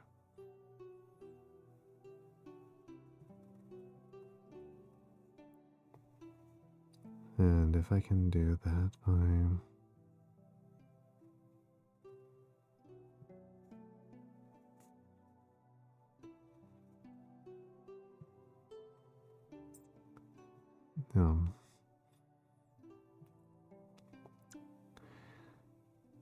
tickling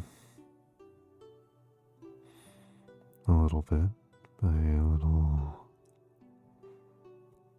teasing,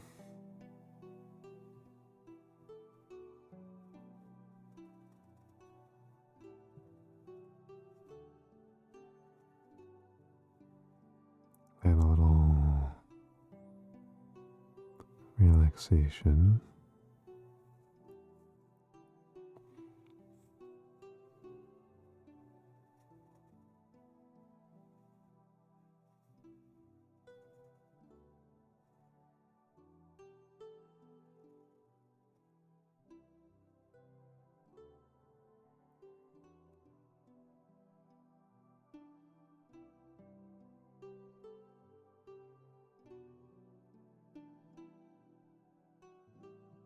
then, well, that's something I can be pretty happy with.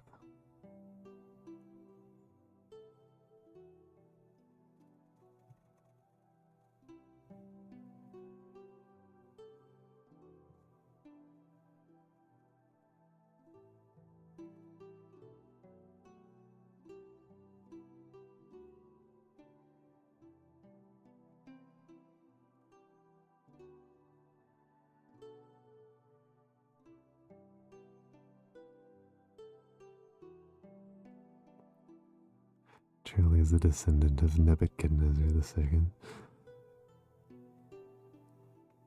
That is a very, very funny thought experiment, isn't it? Usually I've assumed that the ancients,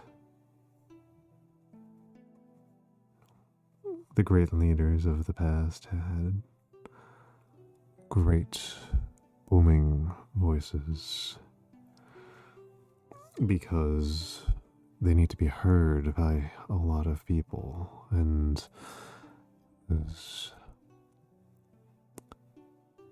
big, thick, booming voices are the ones that travel very far.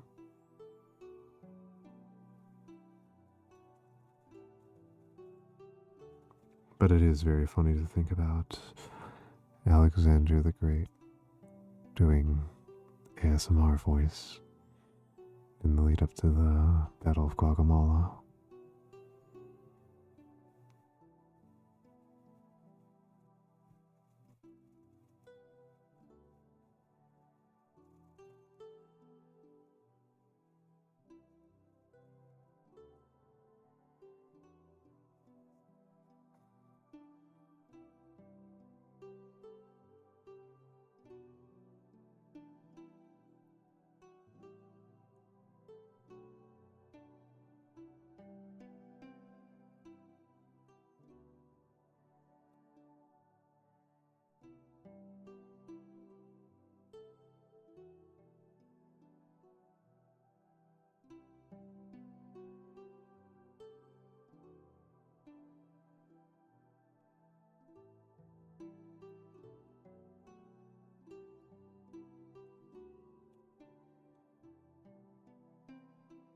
Oop, I need black again. Need black again. Almost had a disaster there.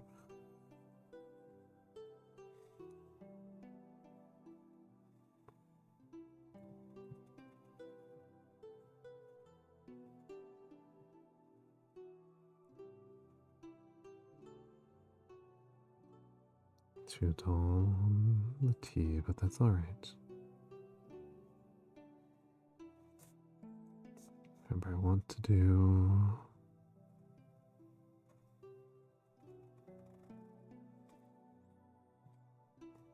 aching. Aching should be in purple.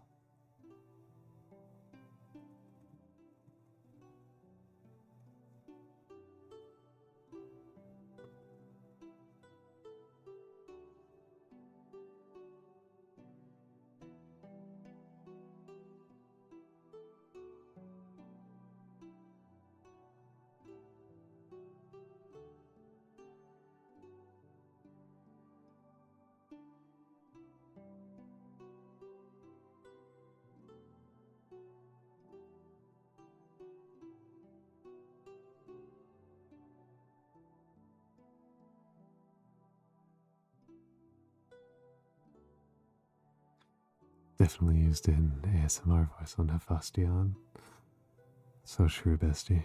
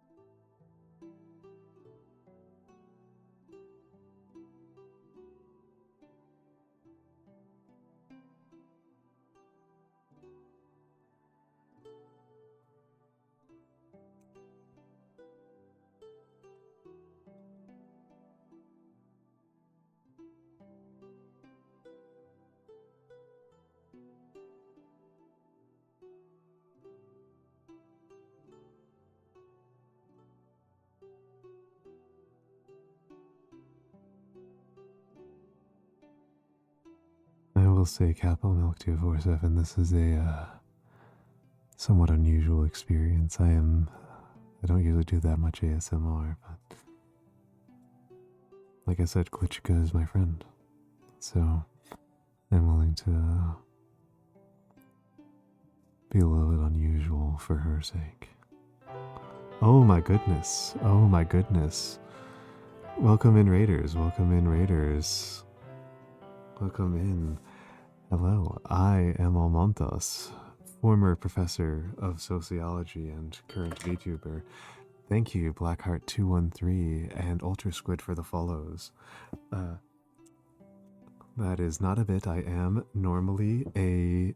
a professor of sociology. Oh, you have the same pen. It's a very good pen. It's a very good pen. Sadjan, thank you for following. Let me give the shout out to Pumpkin Unicorn. What art were you doing, Pumpkin Unicorn? What art were you doing? Oh my goodness, Sadjan, thank you for the follow. Thank you for the follow, and hello to Count Dorcula the Neko and Pumpkin Unicorn and Blackheart213 and Alter Squid and Sadshine. This type of calligraphy is normally what I do. We did a bunch of birds. Excellent, excellent, excellent. Thank you, Pumpkin Unicorn, for the follow. Thank you, Count Dorcula the Neko, for the follow. I don't normally do this much ASMR voice, but a very good friend of mine had come in here and requested it, and she was complaining of an inability to sleep, and again, she is a very good friend, so I'm willing to behave a little bit differently for her sake. Yes, it's you. It is Glitchika. I wasn't sure if you'd fallen asleep. Glitchika also does very good ASMR, but yes, normally I talk like this. This is my normal voice. It's still pretty deep and resonant, but it's not the ASMR voice. And now I'm kind of stuck in ASMR voice. It's actually kind of hard to stop at this point. So I guess we're kind of going to be doing this for a minute. Lavioris, hello, welcome in. Yeah, I'm in ASMR training. Glitchika is an experienced ASM artist. I am not. So I am taking notes from her as well. I am taking notes from her on how to do this, and I've been doing calligraphy all night. I have been doing birthday letters and congratulations to some friends of mine, and this is a poem. Oh my goodness, Capital Milk 247, thank you for the 3 months. Thank you for the 3 months. It's very kind of you. This is a poem by my friend Capable Mabel. Capable Mabel is a dear friend of mine, and I am collabing with her on Thursday. We're going to be playing Bokura, which is a puzzle game that we've played before. It's a very fun puzzle game that's very good for co-op. And she's gotten really into edgy emo poetry. This is a poem that she wrote herself, and like I said, she's very into the edgy emo poetry. Let me finish it up because this is literally one word left, and obviously, Pumpkin Unicorn and all of the other raiders, if you need to take a rest, if you need to go to bed, please do so. I am trying to make the world a better place in whatever small ways that I can, and people hurting themselves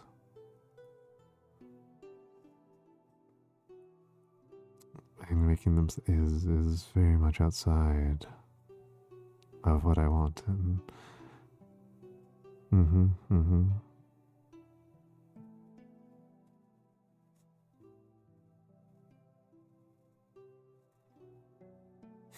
This penmanship is very impressive. I can show you what I was working on before.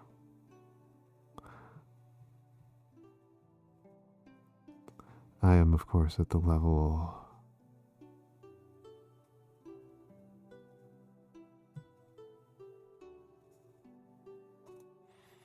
where I can just see the flaws in what I've written, you know. So it's always a bit of a challenge. It's always a bit of a challenge, but yes. This is what my friend Mabel wrote, and this is what I'm going to send her. She is the storm, the kind you beg to be lost in, the kind that kisses the shore, then leaves it aching for more. Barnabas DeGray, thank you for the follow. Thank you for the follow. Very kind of you. Very kind of you. Yes, this is my most recent one. This is my most recent one.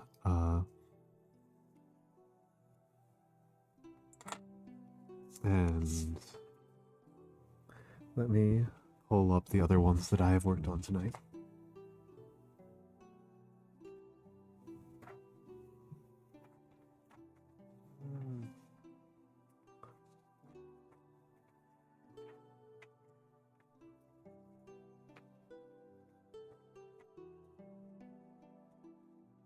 My other completed works for the nights are a happy anniversary to my friend John Ken Palm, whose stream I was on earlier today.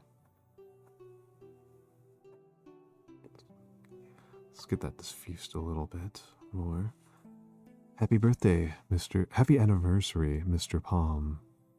2 whole years of VTubing already. I love our old man yaps.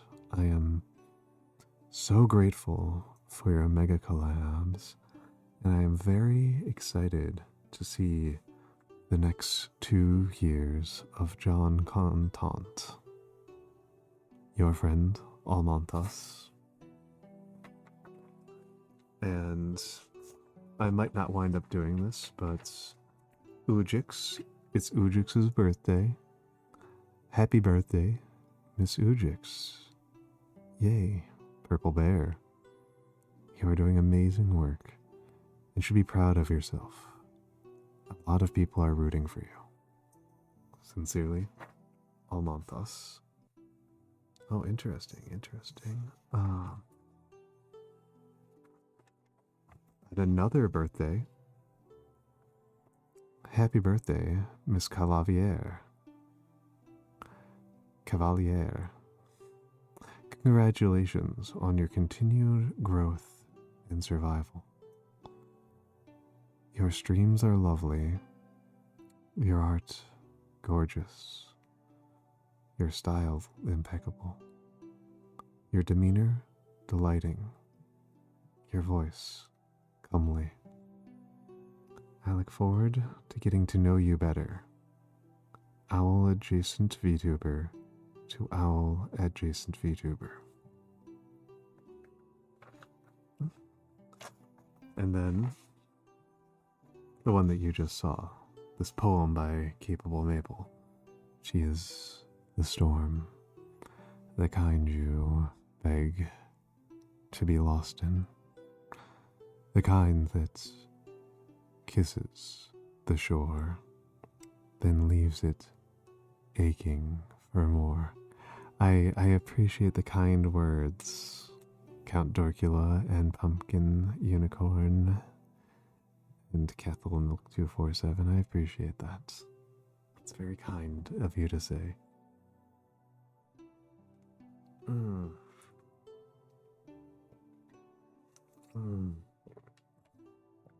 what sort of pen do I use?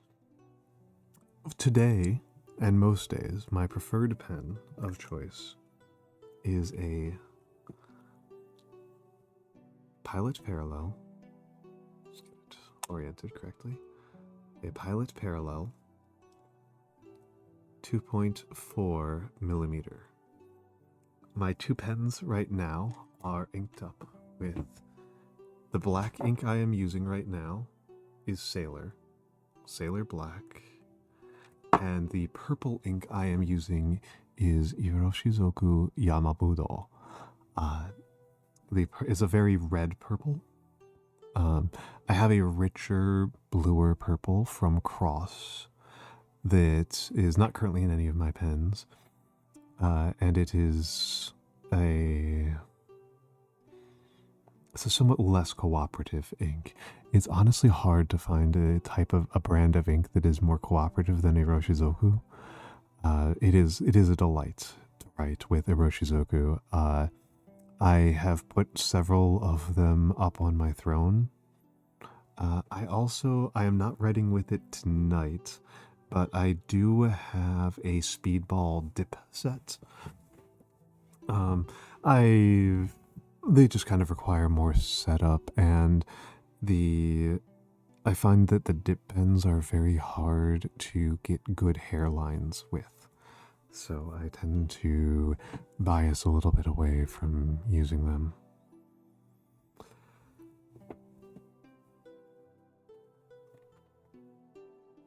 Oh, you just collect inks and never use them? I am honestly looking forward to finishing off the Sailor, if I'm being completely real. How much is there left in here? The Sailor is moving very, very quickly. I would not recommend it, to be honest. If you are doing calligraphy, if you're doing broad nib calligraphy, I do not recommend the Sailor Black. If you're doing general purpose writing with a fountain pen, it's pretty good. It's pretty solid for that. But as a calligraphy ink, I do not like it. It's simply too lubricated. It falls out of the pen far too easily and is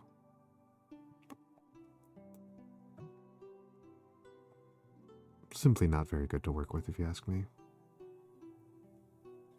It's absolutely excellent. I mean, I believe I don't know if I currently do. I often have dork in my tags. I forget what tags I have right now, and I'm not the best about modifying my tags on the fly.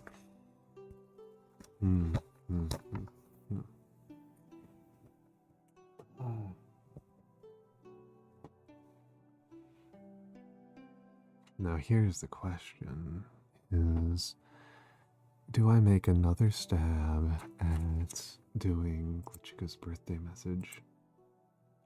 That's the question. I think I do. It has been cursed so far.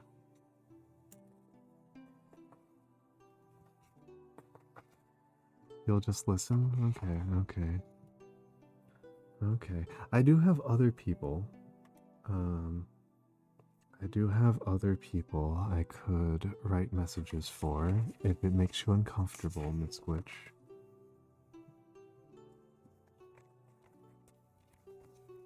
I was not supposed to let you know that I knew that it was your birthday. So we've already fucked up. Quite badly.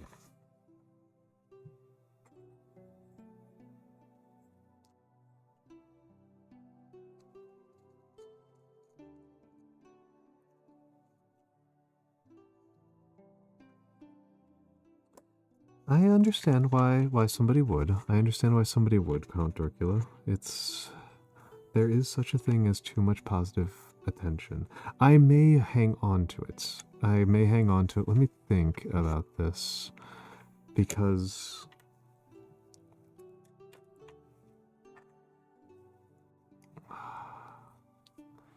there are, of course, some other people I could write messages to. And of course I could make my life very easy and just do some more poetry. Or even just some passages that I like.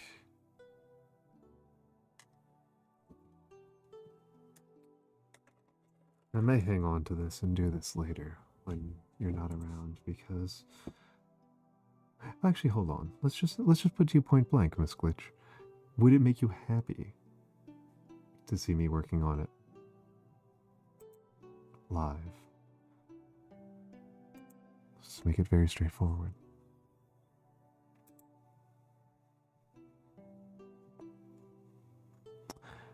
If not,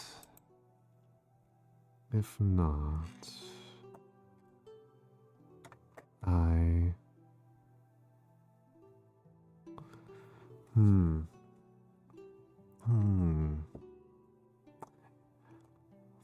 Then maybe I will keep it a surprise. Then maybe I will. Partially because it's been very cursed. I've done it. I've made 3 spelling mistakes doing it tonight. It's very upsetting to me. It's a very upsetting thing to wind up doing. So let me.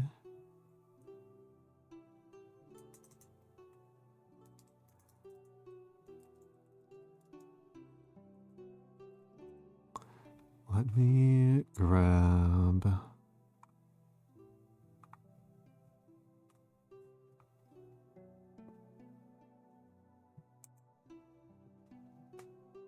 I think, well, that was the plan. That was actually the second thing I worked on tonight was Glitchicos, and I've completed 4 other things in the meantime.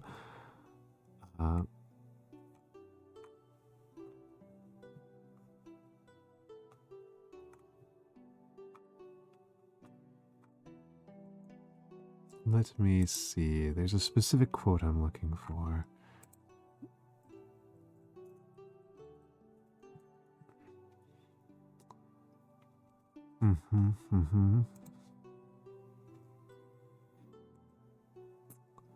That's true.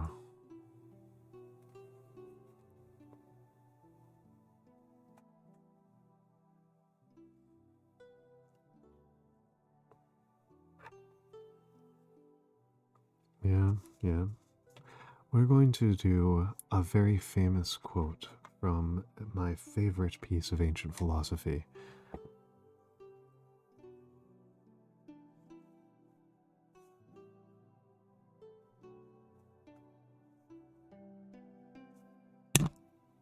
Apologies for tapping the microphone.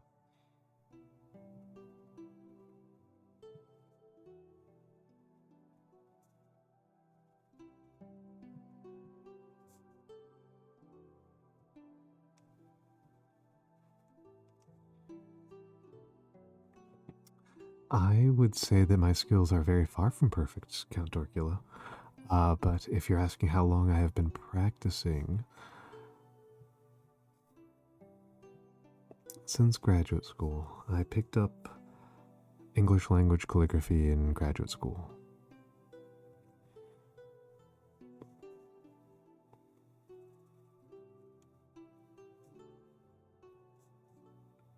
I was already taking a lot of notes.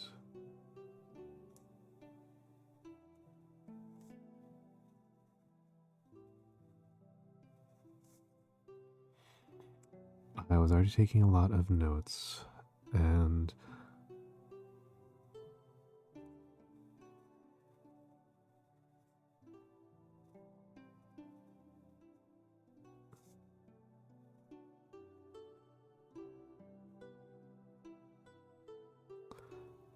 I wanted to make my headers pretty. As you can tell, this is a very slow art form, right? This is not, you cannot take notes at speed with this.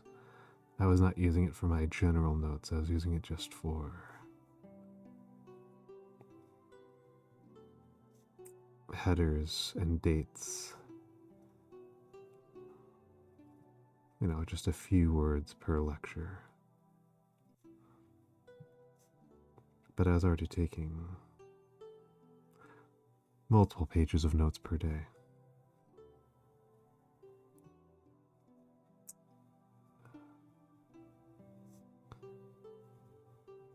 I am a person who learns by writing. I learn through my hands. People often think I am a person of primarily who lives in my mind, but I actually really am more of a hands person.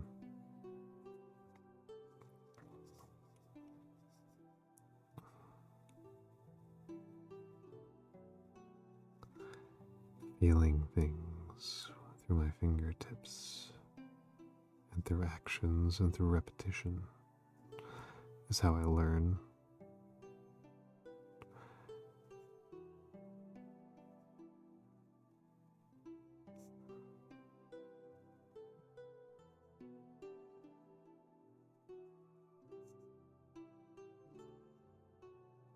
Very much muscle memory, yes.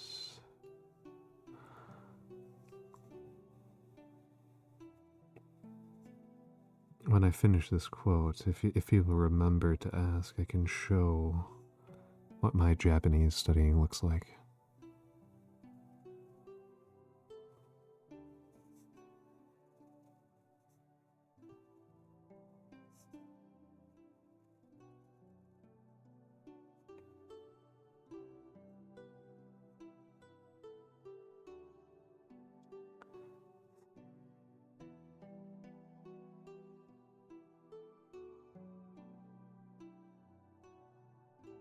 I've shown it on stream a few times. I'm not ashamed of it.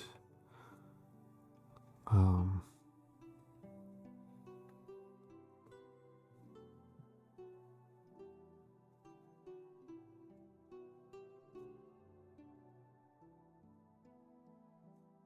love these W. Oh, I actually started with Japanese calligraphy when I was much younger.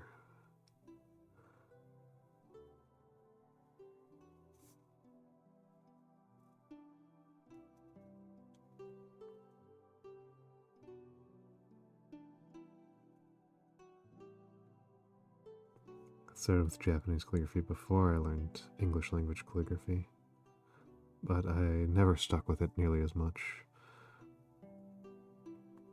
And my actual Japanese speaking is poor. I'm relearning my Japanese, but it's lagged considerably.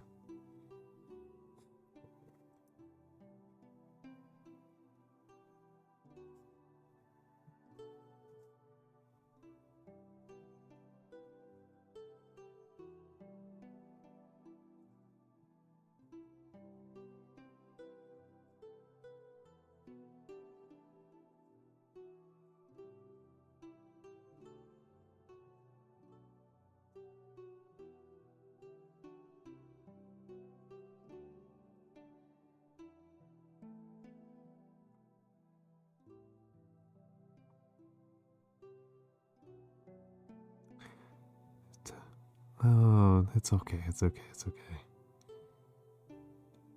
It's okay, Count Darko, don't worry about it, though. Type out your voice-to-text speech, my husband is sleeping. And no, typos are fine, typos are fine. I'm an editor. That's my other job, is that I edit nonfiction.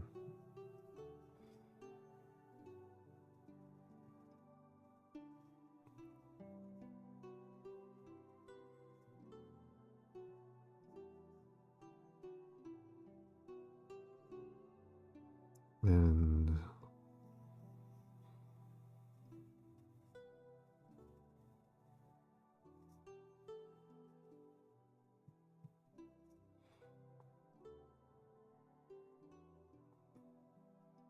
I don't really mind typos, to be honest. Obviously, I fix them before I publish anything, but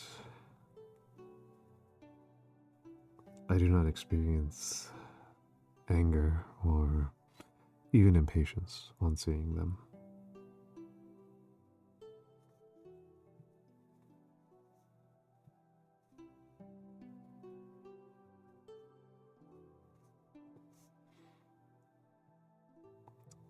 I don't do fiction.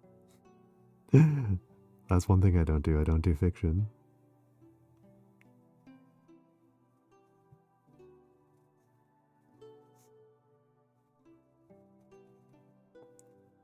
I've tried my hand at it a little bit, but I find writing dialogue incredibly challenging.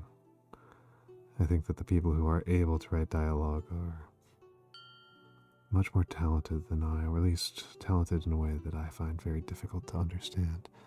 Beast of Flowers, thank you for the follow.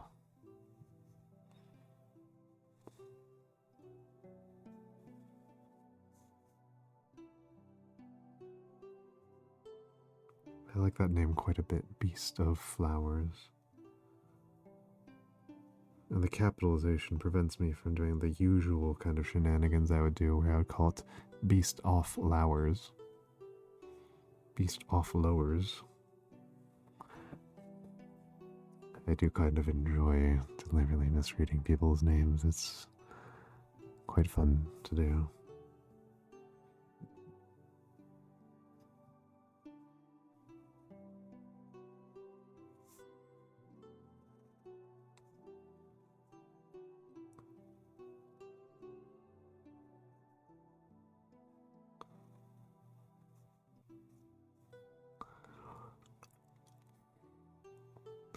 Yeah, no, it's thank you, Vista Flowers. Yeah, no, it's like I said, I'm not currently in education, but I've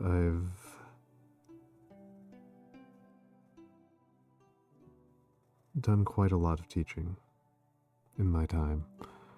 I've done quite a lot of teaching in my time, and I do think that part of what people enjoy about spending time with me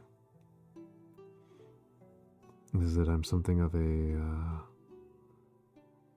practice professor for some people. That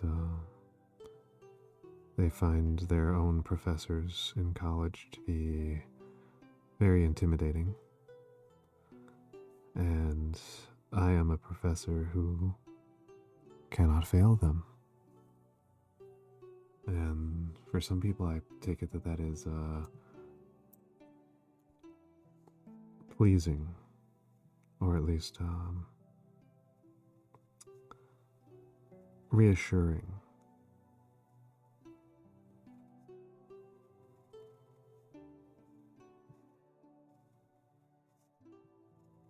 Now, we are heading into ads. I do 3-minute ad breaks every hour. It is not my birthday. We are going to be hitting ads right now. I put up a fan art gallery during my ads, so enjoy the fan art, and I'll be back in a few moments.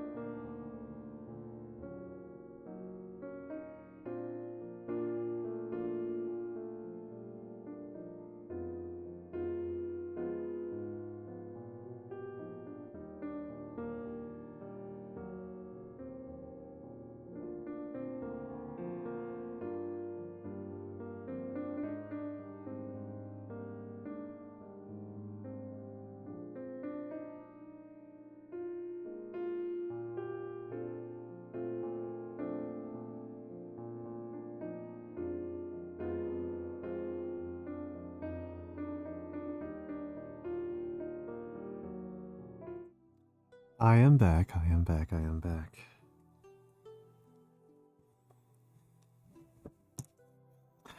I am back. I'm glad you appreciated the art gallery. I've gotten a lot of very lovely fan art over the past 2 years, and I really appreciate getting the chance to show it off. It's a couple of maybe 10 or 15 fan arts behind at this point. I need to update the gallery, and trying to figure. It's always a. I need to figure out exactly how far behind I am. I need to figure out exactly how far behind I am. There's been a flurry of activity the last 2 weeks. Kind of comes and goes, and there's periods where there's not very much activity on the fan art tag, and this last week has been. Last 2 weeks have been more active, so I should.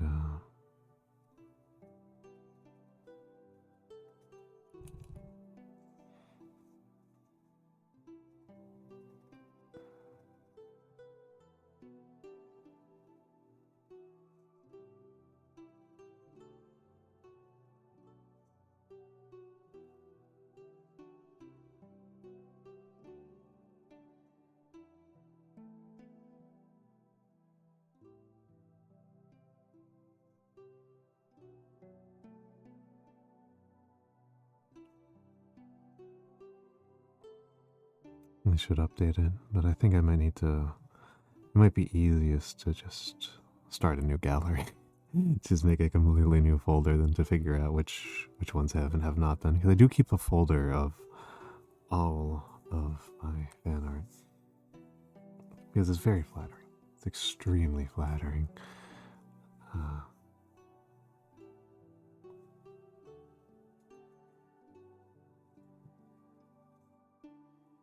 I really love the W's in this script.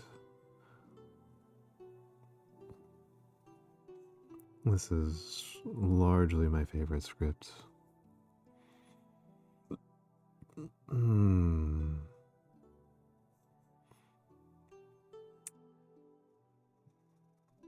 I have not written a backstory for myself.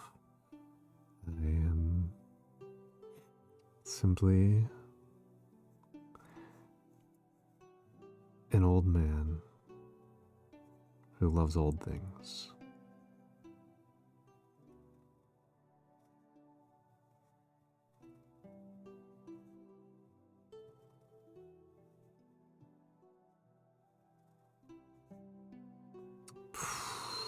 Okay, hold on. Let me see if I can fake this. That's kind of looks like an N.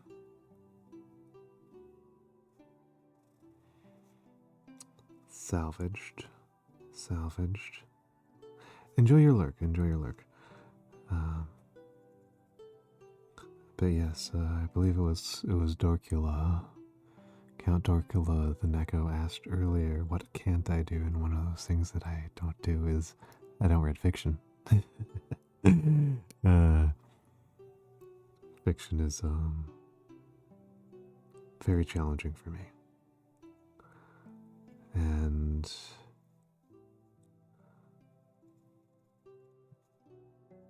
I don't even know where I would begin.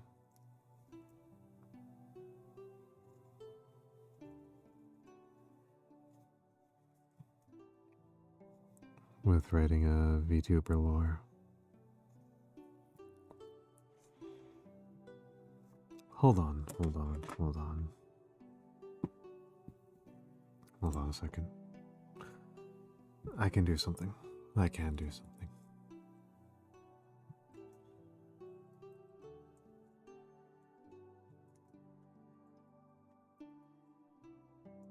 I can do something. There's something I can do.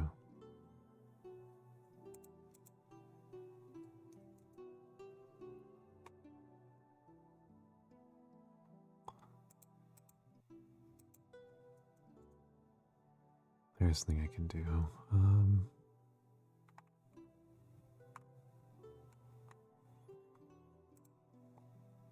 Here we go.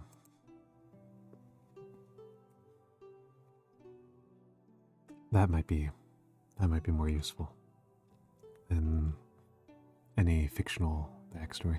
Oh, hello, Veticamo, and goodbye, Veticamo.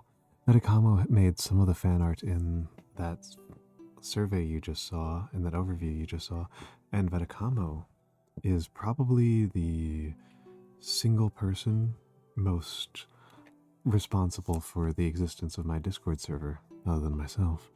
And I quite like my Discord server. I think it's quite active and it's quite lovely, and the people in there are quite fun. But that thread might be more useful than any.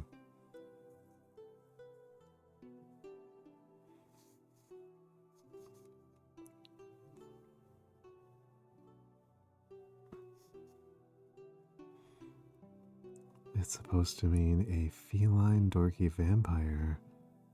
Ah, I see. I thought it was a Star Wars prequels reference.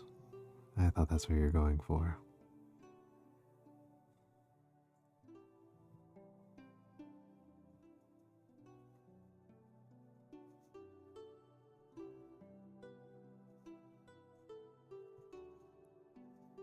Exactly, that's what I was thinking about. It was Count Dooku.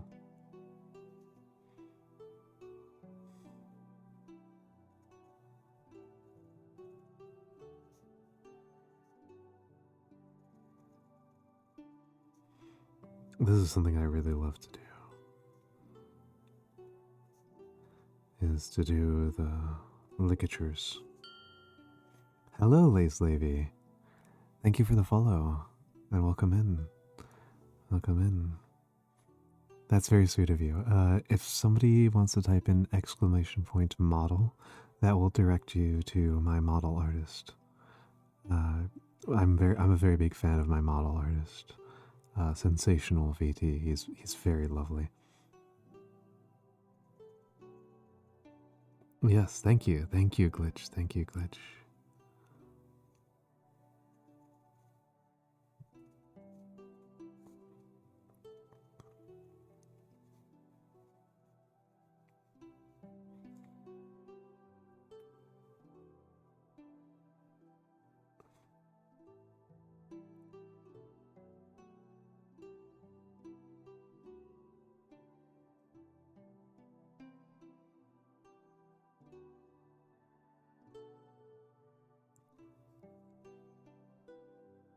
Listening to Skyrim ASMR and saw something relaxing to carry on listening to. That's fair. I'm happy that I can. I'm happy that I can be there. I'm happy that I can be there for that. My goal as a streamer is to be cozy without being boring.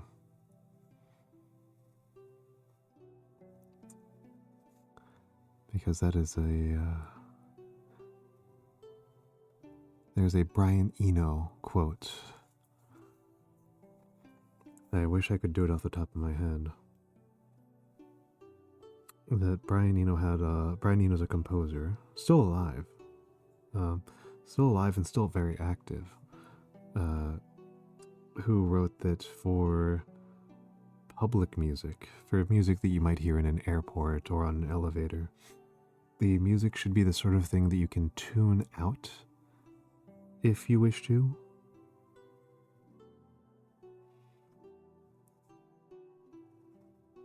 But that if you do choose to listen to, you'll be rewarded.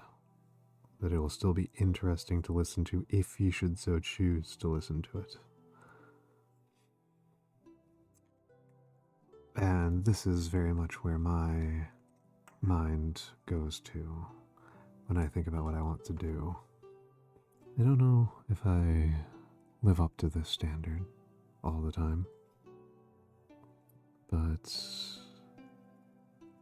on the off chance that I can be enlightening for the people who listen to me, I make sure that I am continuing to read and research and learn, mostly about the past. We're always discovering new things about the past.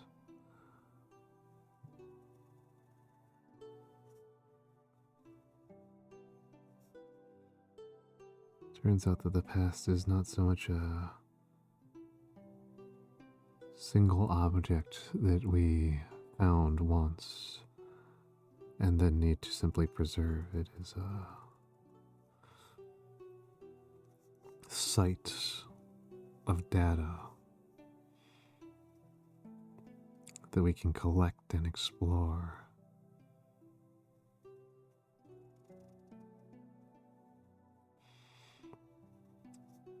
A recent interesting one is that a long attested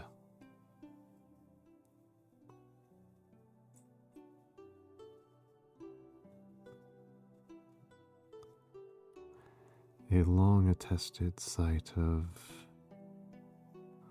a Roman massacre of Britons. Yes, I do, Lace Levy. I do. A long attested site of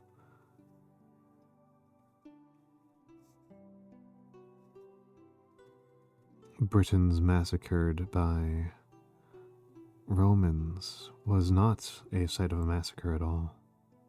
I do not have an artist invite code. I simply don't have it. I'm sorry. This is not a matter of me not having anything to offer. It's just I simply don't have those. I'm mostly a streamer, much more so than a visual artist. This is a quote from the Zhuangzi.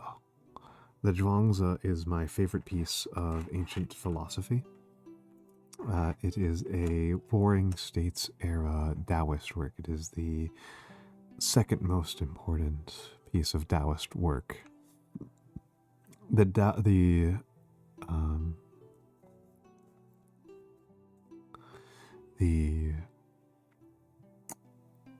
Zhuangzi is often a collection of jokes that are meant to illustrate Taoist principles and concerns. I will absolutely do that, Lace Levy. Would you prefer it as I can absolutely write it as Lace Levy. Thank you very much for the 100 bits. Thank you very much for the 100 bits. Would you prefer it in purple or in black, Lace Levy? Those are the pens I've inked up right now. I could hop up another ink right now, but I don't think I have an orange ready right now. I have a little bit of Iroshizoku Fuyugaki, but I'm very, very low on it. I should probably do some experiments. But yes, let me finish talking about this quote because I love it very much. To let understanding stop at what cannot be understood is a high attainment. Those who cannot do it will be destroyed on the lathe of heaven. This is a fun quote. This is a very fun quote. Much of what is meant is simply to point out that understanding is not a infinite resource, that to move through the world as the Taoists see it requires a comfort with a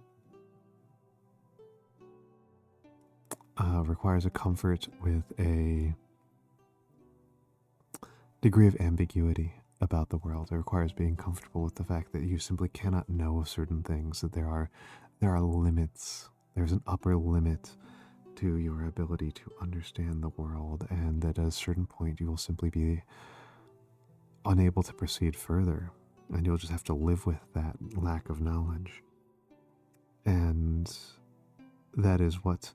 Oh my goodness, it's Ratmost. It's Ratmost. I saw a friend, and therefore I got interrupted. I got my train of thought got interrupted. Good morning, Ratmost. Good morning, Ratmost. Ratmost is a friend. She is very easily distracted by not.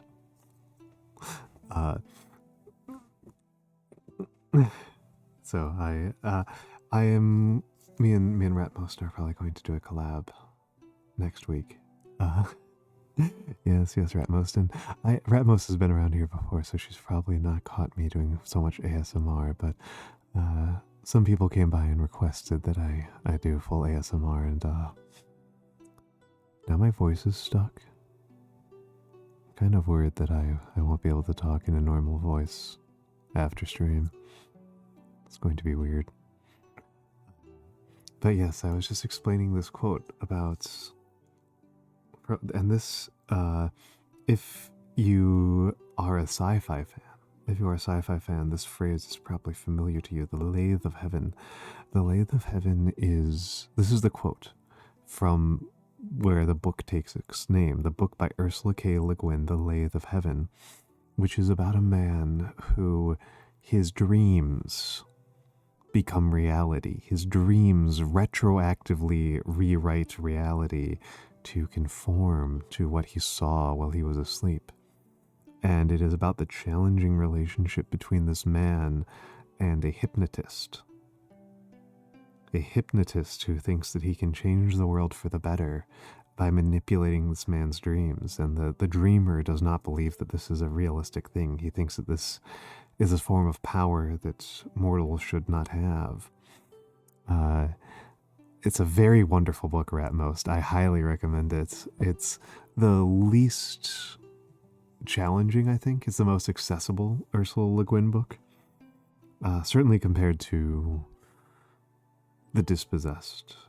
I think it's a pretty fun read. It's much more Philip K. Dick than her other works. But yes, it's a heck of a book. It's a heck of a book. And yeah, I bet you can. I like Le Guin a lot. It is not my favorite of her books.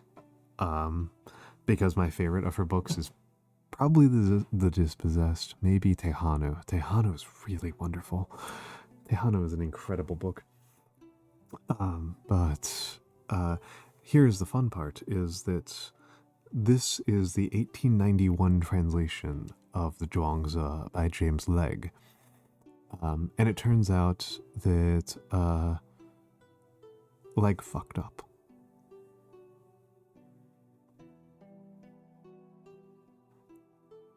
Legge made a mistake.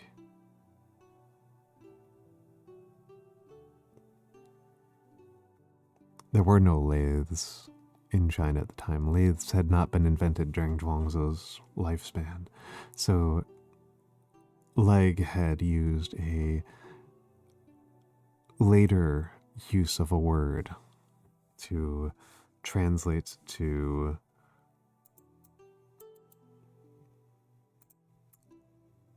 lathe. Let me take a look at what... Let me put this word into Wiktionary.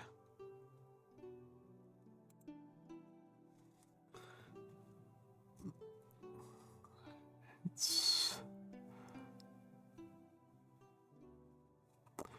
a common enough word. Actually, hold on. I may as well put into... Why am I doing this? Why did I not put it into MDB?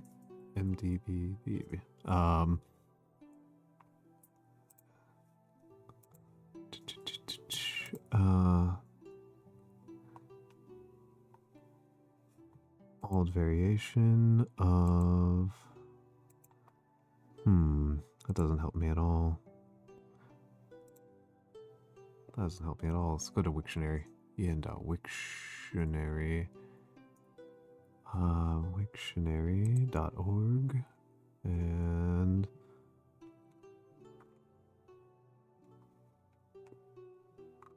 Oh, okay, yeah. The wheel might be a better word for it. It's a potter's wheel. And pottery wheels are, of course, incredibly old. Pottery wheels are so old that they are almost certainly older than writing in almost every area of the world that makes them.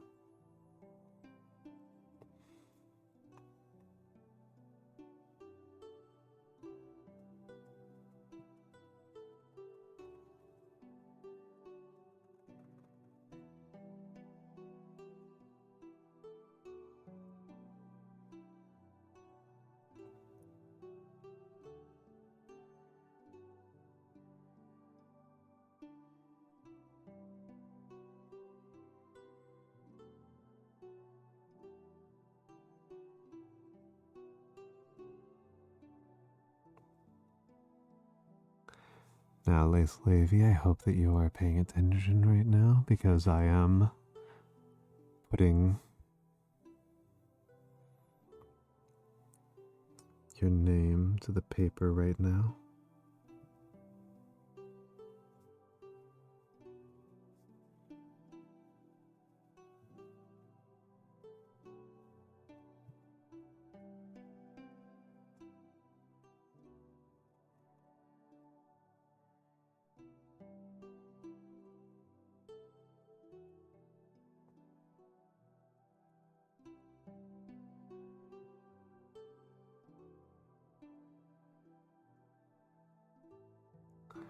There you go, Lace Levy. Oop. There you go. A high honor, yes.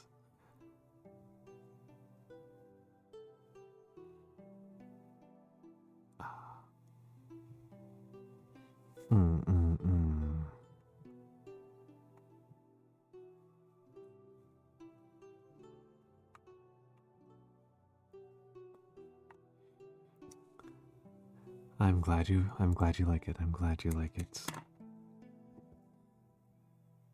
I am glad you like it.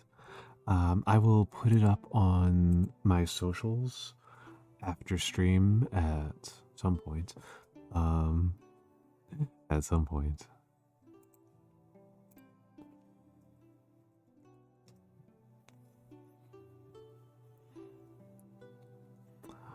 Oh, I try to be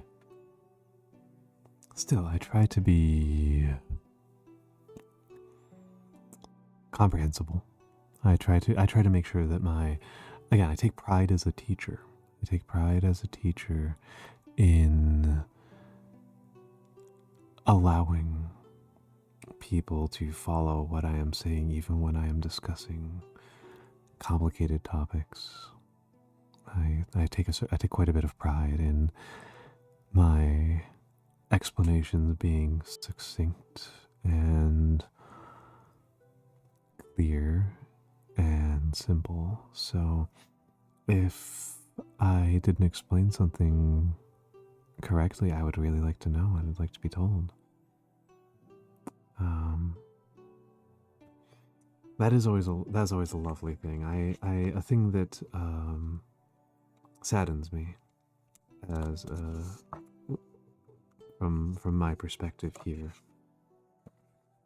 on this side of streaming is that I have people tell me almost every day about a teacher that they found unpleasant or unhelpful or just generally not useful and kind. And that saddens me quite a bit. That saddens me quite a bit.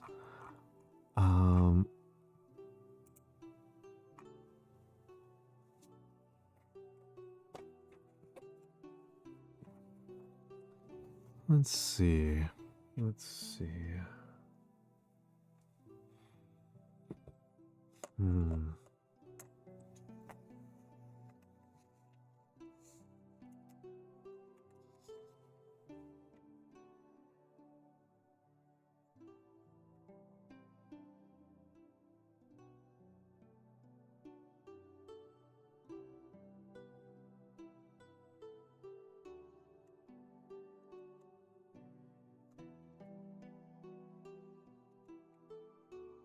see, I think...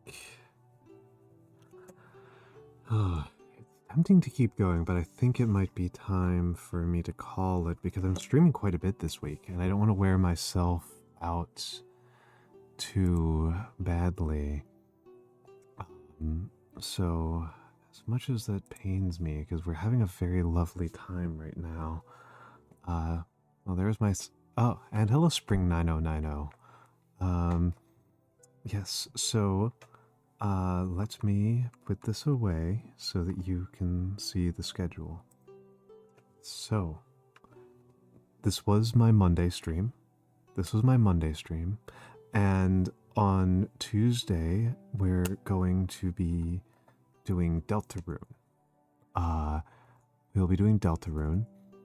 And then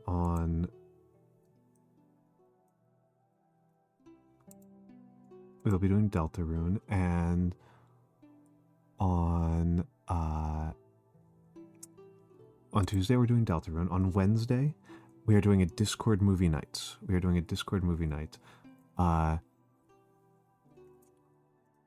And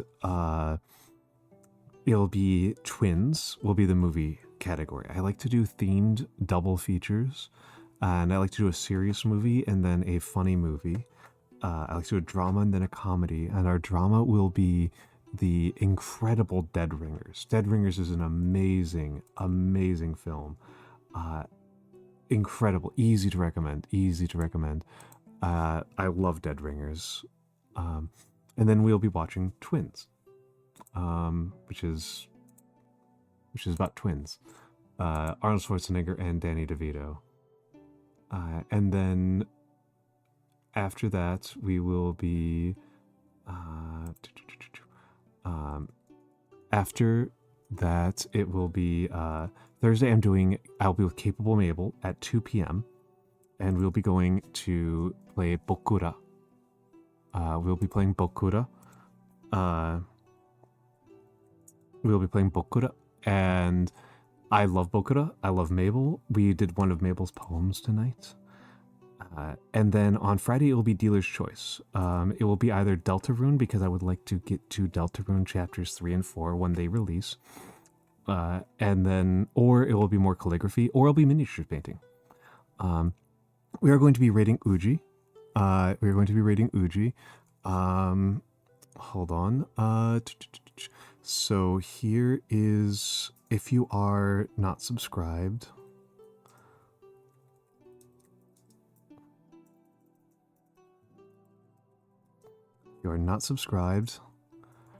there is that. And if you are subscribed,